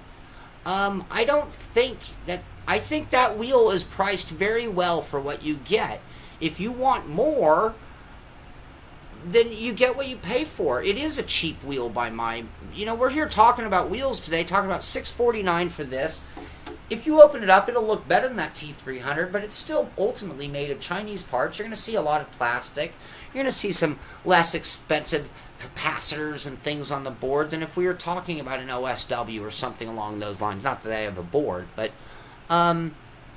it's all relative. You shouldn't lose interest in their products because I think if you opened up a CSL, you're going to find that it's not that impressive on the inside either. We're just in a interesting era where we are coming off of the era where we had nothing but toy cheap wheels, and now they are starting to look pro, but they're going to cost you $650 and up to get into the game. I hope that makes sense, or my opinion on that.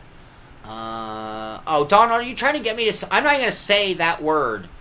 Because I can only imagine how badly I would massacre that word. So let's leave that alone, or leave that for another day. We can have fun with Shaun's... We will do a whole show on getting Shaun to pronounce words so we can all laugh at him. I'm all down for that. But not today. Okay, cool. Thank you, Michael. I will check that out as well. There's another one I had in mind, and I have a audio-video guy who's going to send me an email with a recommendation. Somebody I met at a trade show I was working this weekend. And Yannick, no, I don't believe high force feedback is always better. I like a drivable force feedback. Enough information, enough strength to feel realism, and not enough to wear me out. Especially if I'm racing with others. If I was training for something in particular, I might want a realism that matched what I'm trying to achieve, and therefore I would go a different route, but then I might not be as critical of my times in comparison to others versus just what am I doing. And Michael, T300 is a great wheel. I started the show off today. TX, T300, CSL Elite. These are all great wheels. These cheap wheels that we talk about are so much better than what I used coming into this. When you talk about going back to like the days of even the Red Momo Logitech or the RS wheel, if anybody remembers that one, or any of the Cytec wheels. I mean, we used to get wheels that would cost $150, $200 and literally break in a month, and all of them would break within a month. So there you go. And SimCube, everybody who's talking SimCube and OSWs, you know, if you're a novice beginner, I will warn you in advance. They're not going to be as plug and play and have as much support as Thrustmaster Fanatic. And I'm not saying that's better. I'm just saying there's a starting point for everything as well. Right on, stuff. Thank you. Thank you for your input today, by the way. I appreciate all your comments and everything. So thank you. Thanks for joining. And that's cool. And Donald, the Logitech F310, I'm not, is that a flight stick or something? I'm not sure. But I would recommend a wheel if you're doing sim racing.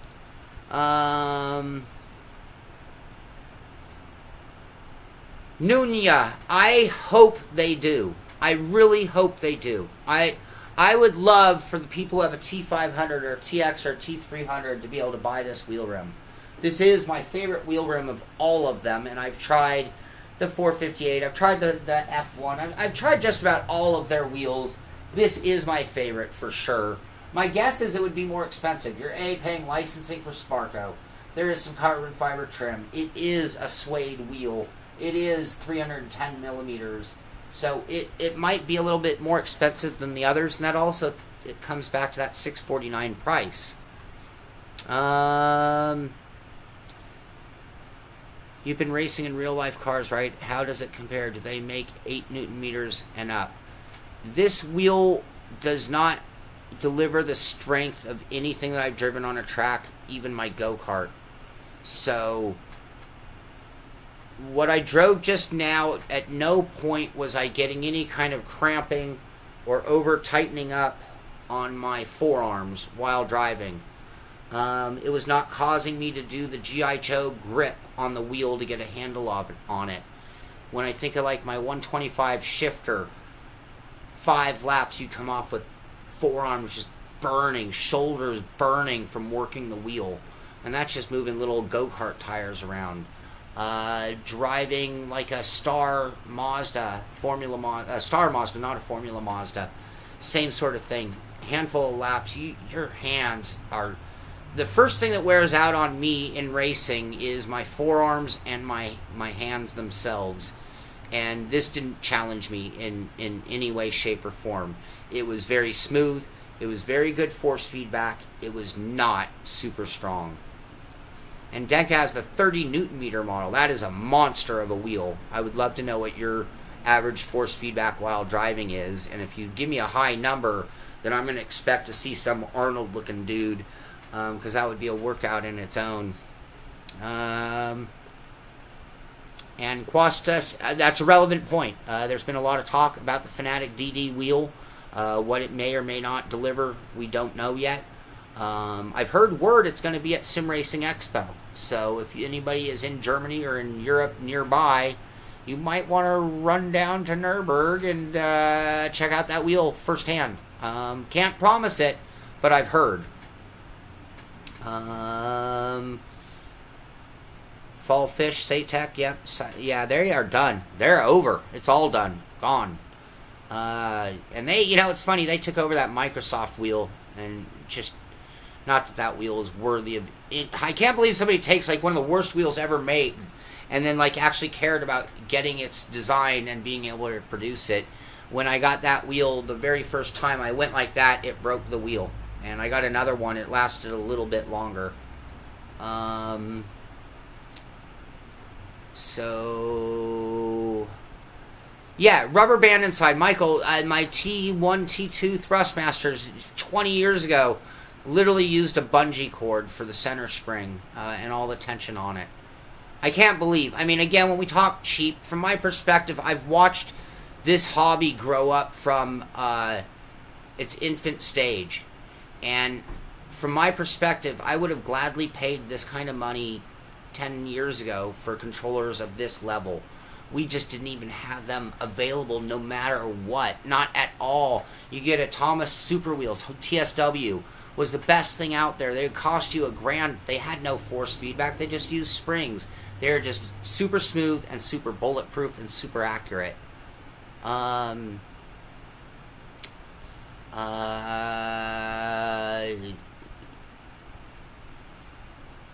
Yeah, like I just did the firmware, Quarter Briber, and it was that easy. I clicked it, I pressed it, it updated all on its own. The settings are a handful of controls, settings. There's not a lot to do. It's simple, it's small, it fits on any rig. It does, if you get an OSW, you better have the right rig to hold it. You can't just clamp those to a desk, It's a bigger investment than the wheel itself, for sure.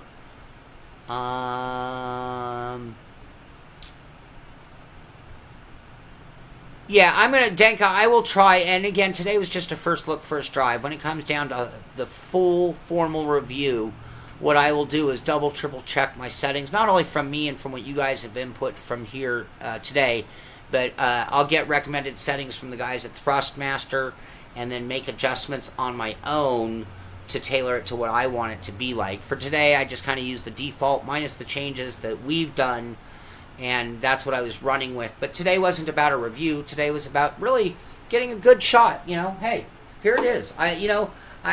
It's so exciting for me when I get a new wheel.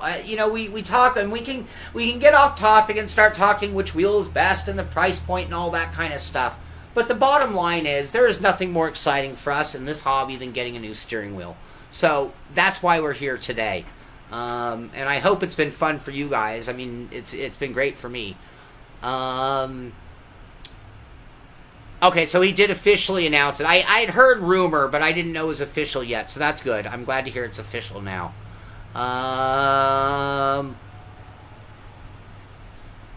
You're welcome, Yannick. It's my pleasure. And anybody who's ever sent me an email has got a response. I take what I do very seriously, and people who know what I did this week on my working vacation, I worked with CXC Simulations, and I worked in their booth as like the point of contact for most people who've never seen sim racing before.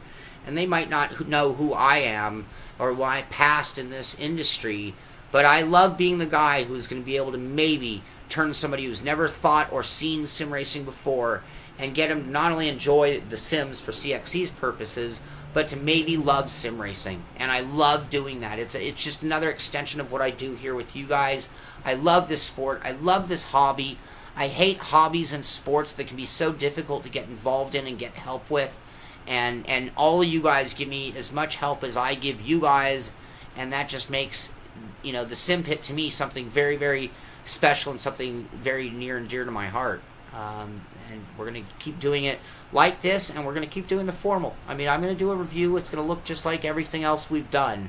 But I really want to involve you guys as much as I can in some of the behind-the-scenes moments, some of the training moments. We're going to do a setup workshop this week because I just think I learned as much during the setup workshop as I think other people might have learned from me.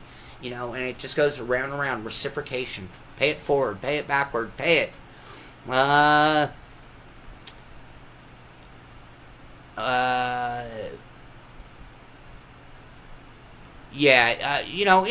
get on a racetrack in anything, and you're going to come off shaking. It is a workout, is way intense, like going to the gym and just massive, massive lifting. Not just working out, but to the point of exhaustion, and I cannot push another.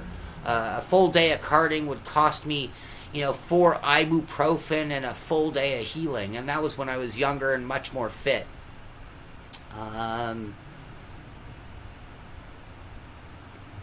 Yeah, quarter bribery. That's what we had to do way back in the day. You had to literally just make your own stuff and trial and error, DIY. That's all we had as an option. And I'm grateful that these companies are. I love the battle that's going on right now between Fnatic and Thrustmaster. There is a battle, a war between companies to make the best wheel, or a wheel that is going to, have the best success, but that works out best for us as well. I need to change the spacing on my text here, so excuse me. I am very close, John Hill, but it's me trying to read on this particular screen while doing the broadcast. Can't believe how long this broadcast is. I think we have been on the air for 3 hours, 18 minutes. This might be the longest broadcast yet, but I'm still having fun with it. As soon as you guys run out of questions, I am going to bring it to an end. So it looks like we're getting towards the end of this show, which has been one of my favorites yet. I know it was clunky. I know it was weird. I know we did some sweating. I know we did some swearing. I know we had some dead moments, but all in all, it went just as I wanted. It won't take away from the review. This was just something for those who want to be in on this kind of stuff. And I can't... Danka, I can recommend using a LUT tile if you're driving a Assetto Corsa. If you could explain more, that would be nice. Willie, I agree. That's a great wheel. And it's one that when I get emailed from people on starter wheels, the TX, the T300, and the CSL Elite are 3 wheels that I am recommending to people with no hesitation whatsoever. Because if you are new to this, it's going to give you a wheel that's a high enough caliber that you could win a championship on, and it would never be... The T300 is not the reason why anyone on the planet Earth is losing a race. period. If you're losing a race and you're on a T300 and you're like, it's my wheel, I promise you right now, you can spend $3,000 on a direct drive wheel and you are not going to suddenly win races. The wheel is not the difference. That gets back to that level of appreciation and other factors. Ability. The T300 gets the job done. I just want people to understand that for sure. I'm not taking anything away from the high-end wheels at all. I can make 1,000 justifications for the high-end wheels, but the T300, TX, CSL Elite, even a G29, those three wheels are great starting out wheels. Not just starting out, but can go to the level of winning world championships, McLaren's world's fastest game, or Visa Vegas $1 million races. So make no mistake, that's all you need. And that gets back to sort of the force feedback power. You know, those are all a little less power than even this wheel, and it's plenty. Smooth, I haven't played NASCAR Heat 2 yet. I saw some commercials, and I thought, and earlier we kind of talked about Simcade. I need to get a copy of that, so I'll try to contact them immediately and get that going as well. Thank you very much, Ron. I appreciate that. Thank you, Quarter Briber. Thank everybody for their opinions and input today. We've had some great discussion. Even though I've been doing this, I love that you guys have been having that side topic on DD wheels. A lot of cool information about various different OSWs to choose from. I totally appreciate that and encourage it. And that is what it's all about. That's why I want to do these live shows. That's why I want to have the comments in the stream. So that it could go beyond just my opinion. I'll always be the host of the show. I'll always be the one here bringing the topics, but I want you guys involved as well. Thank you as well. And Stan, that's totally relevant. I mean, this is the Xbox One compatible version, and I think that this, the TSPC, and yeah, this is like the TSPC is the straight PC version of this wheel. This is the Xbox One version of the wheel, and the TGT obviously is the PS4 version of this wheel. I don't know internally, and I will find out if there are other differences, but I think in the bottom line is those are the differences between the three, is the compatibility and which wheel rim is on the base, and in the case of this one, a little extra red paint to give it a little extra flair. Thanks, Smooth. Shot in the loot tile Assetto course on YouTube. Smooths the transition and offers more realistic. I'll look into that. I've been adding more and more things to Assetto Corsa, and I think that's one of the things that people don't talk about in Assetto Corsa when you talk about what makes it great, is that Assetto Corsa has become the sim that has a great modding community with so many UI changes, so many apps available, so many enhancements to the game that could be made, and that's just to the core elements of the sim. Then you get into the modding community with cars, tracks, and those sort of things. And Assetto Corsa is really setting a standard for, like, maybe the most complete title out there as far as that goes at an affordable price. Their sim base is great, it's affordable. Their DLC is great, and it's affordable. And then there's just an endless selection of other things that are usually mostly free. Michael, I appreciate you hanging out till 2:30, so thank you very much. I really appreciate it. I am going to put an announcement about upcoming live streams that we're going to be doing. And one of the things that we're planning doing, and I'm going to make this weekly, at least in the beginning, maybe we'll back off in the end, is picking a topic. One of my favorite channels, or one of my favorite shows growing up was Wind Tunnel with Dave Despain. I don't know if you know about it, but it was just this talk show where callers would come in and they would just talk about cars, racing, and all that kind of stuff. And I sort of have a vision of the same sort of thing. And I thought, well, you know, this week I could pick a handful of topics. I'll just kind of monologue in the beginning and then let you guys start answering. But I'm going to do that Saturday mornings at a time. It's going to be 10 a.m. Saturday, just so you guys know. And it will allow everybody to get involved, because it'll be at a time that's a little more user-friendly for everybody in every time zone. Now, I'm not always here on Saturdays, so I can't tell you it's going to be every Saturday. The other thing is, I think on Mondays, I'm going to start releasing a schedule of the known live shows, but then any breaking news I might just spontaneously go live with as well. I turned the slip curb effects to 0, by the way. I'm losing your things. I better... even e-motors don't deliver their power straight. It's always a curve. Yes, and you could feel that in this as well, for sure. There was a curve to the delivery, and I think I said that in a different way, more than what I was feeling. Like, it was very little, but when you started to turn quicker, you all of a sudden were like, oh, it's stronger than I thought it was. Another person saying the LUT tile is awesome, so I'm definitely going to have to check that out. Thank you, guys. I appreciate that.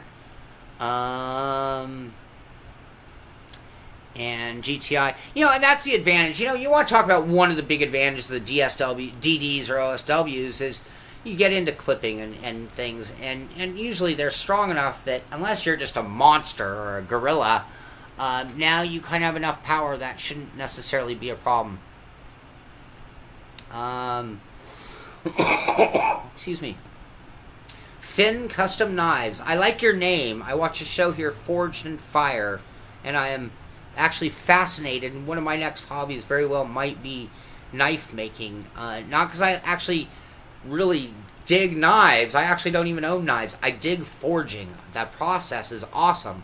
So I don't know if that's the kind of stuff you do. But I'm going to answer that question in an upcoming show. So today we are here about the TSXW. I'm not going to get into comparison today, but I'm going to do a full-blown review talking just about the TSXW. That's going to be a full-blown edited show with all the facts, all the details, all the specs on the wheel, all of my opinion, pros, cons, everything you expect. And then following that, I think I just have too many people asking for it. We're going to have a head-to-head showdown, and it might even go a couple rounds. This might be a 12-round blockbuster fight. I should do pay-per-view for it. So there you go. The Smoking Show Tire does that type of show with real cars. I must have missed what you were talking about, Smooth. Sorry about that. You have an OSW, you still use loot. Okay, cool. El Bucho, so do I. I miss that show a lot. I don't know if you see the resemblance or influence, but no. That's not why. Dave Despain was cool. I like the way he talked real. There was no BS out of Dave Despain. He wasn't just blow smoke up your you-know-what to make you happy kind of guy. And I always liked that. There's that fine line of being a good guy, an honest guy, and being a dick. And he always walked that line perfectly, in my opinion. And he's been a great motivator for me, or inspiration for me, in doing this show from the very inception, if you know what I mean by very inception. John, that's okay. That's the deal. One of my favorite broadcasters in radio is Tom Likas. I shouldn't say that publicly because he's such a jaded personality. I'm not saying I agree with Tom Likas. One of my favorite producers out there. And one of his logic is, as long as people are there still talking, as long as there's still something to talk about, we'll stick around. So, and that's going to be my policy for live shows, unless I have to get to going somewhere. So, as long as I'm having fun, as long as everybody's got good questions, we'll keep it going. But I see that we are getting closer to the end, so we might be very near that end anyway. So, we'll see how long this does actually go. And that round table for sim racing is going to be on Saturday mornings. That's what that Dave Despain, and I might even bring in guests, callers, and things, but mainly it's going to be topics of the day that we will discuss. And I will present the topics, I'll give you some of my opinion, and then I'd love to hear your opinion on things. Like right now, one of the topics for this Saturday, just to let the cat out of the bag, is, do you believe the hype? So right now, what I am seeing is the most hype I've ever seen for any driving game ever out of Project Cars, Forza, and I'm expecting we're going to see the same thing out of Gran Turismo soon enough. Endless commercials, endless advertisements, endless developer blogs, endless amounts of little small things like, oh, here's the next 10 cars, here's this. What I want to know is, do you believe it? Do you believe all of this marketing means it's going to be a good game? This is not a topic for now. If you chime in on this, I'm going to ignore the topic until Saturday. But just to give you an idea, I have an opinion on that. And I would love to hear your guys' opinion on that and more topics as well. So this Saturday, 10 o'clock a.m. my time, that's Pacific time, but that should work in just about every region of the country that does sim race for the most part. Not all of them, but for the most part, I think that time is time appropriate for everybody. Precision machining aspect. versus the forging. And that sounds like kind of like the more modern version of knife building. Like, and you know, we're in a modern world, and modern things for the most part are better. But I kind of have this like, I love that whole making steel move. To me, just that's what. If you've watched my show, you know my personality. It's the kind of stuff that just works for me. I love it. It just seems so fun and hard work, but fun work, you know. Anyway, I'm glad to hear you know people have done that. I watch that show religiously. One of my favorite shows ever, actually. Yeah, this Saturday, El Bucho. Saturday at 10 a.m. I'm going to put out a schedule tonight or tomorrow that's going to show the 4 live streams that are left this week. If I get any breaking news, I'm just going to spontaneously go live. But Wednesday at 6 my time. These are all Pacific Standard Time. Wednesday is a setup workshop. Thursday is Sim Racing Systems Porsche Carrera Cup Race 1 at Nürburgring. Friday at 6 is Race 2 at Nürburgring. And then Saturday at 10 a.m. Pacific Standard Time, we're going to do that round table with the topics that I'll have chosen for the week. And that's, I hope you guys turn out for as many of those as you possibly can. And Yannick, yep, and please come back Saturday. I want to talk about it. And I'm not going to say I've driven P-Cars. It's a great game. It's bordering on a great sim. Its content is amazing. Graphics are amazing. The physics engine is decent. It's not bad. But what about are you bored with the hype? That's what so Saturday 10 a.m. is when we're really going to blow that one wide open. Yeah, price point would be a very good thing to talk about. I would like to know what you guys think. And I'll bet you the guys at Thrustmaster and Logitech and Fanatic would like to hear that show too. I bet it would really shock them to hear people's opinions on price point and things. So maybe not this Saturday. And like everything, if you guys ever have ideas, topics you'd like to see on that open discussion, topics for live shows, topics for real shows, send them to me, Shaun at thesimpit.com, and I'll add them. I'm as open to those suggestions as all of your comments here today. Having a panel of 3 to 5 people. Yes, and that's something smooth. I'm going to grow it over time. I think this Saturday will be me all alone just to get it going. That way I can talk about a little of the foundation of what I'm talking about. And then maybe the next week make sure I do have a guest. And then at some point I've actually given thought to having like a whole group. And maybe in that group day I might just kind of tune out and just sort of manage what's going on more than be one of the contributors. And I think it'd be great when we move into certain topics to bring in a real specialist on things that know 10 times more than I do on the topic. You have to turn off Forge because it keeps you glued to the TV. My brother and I, we actually get stuck watching marathons, and even though we've seen the episodes, we'll rewatch them. Pretty funny.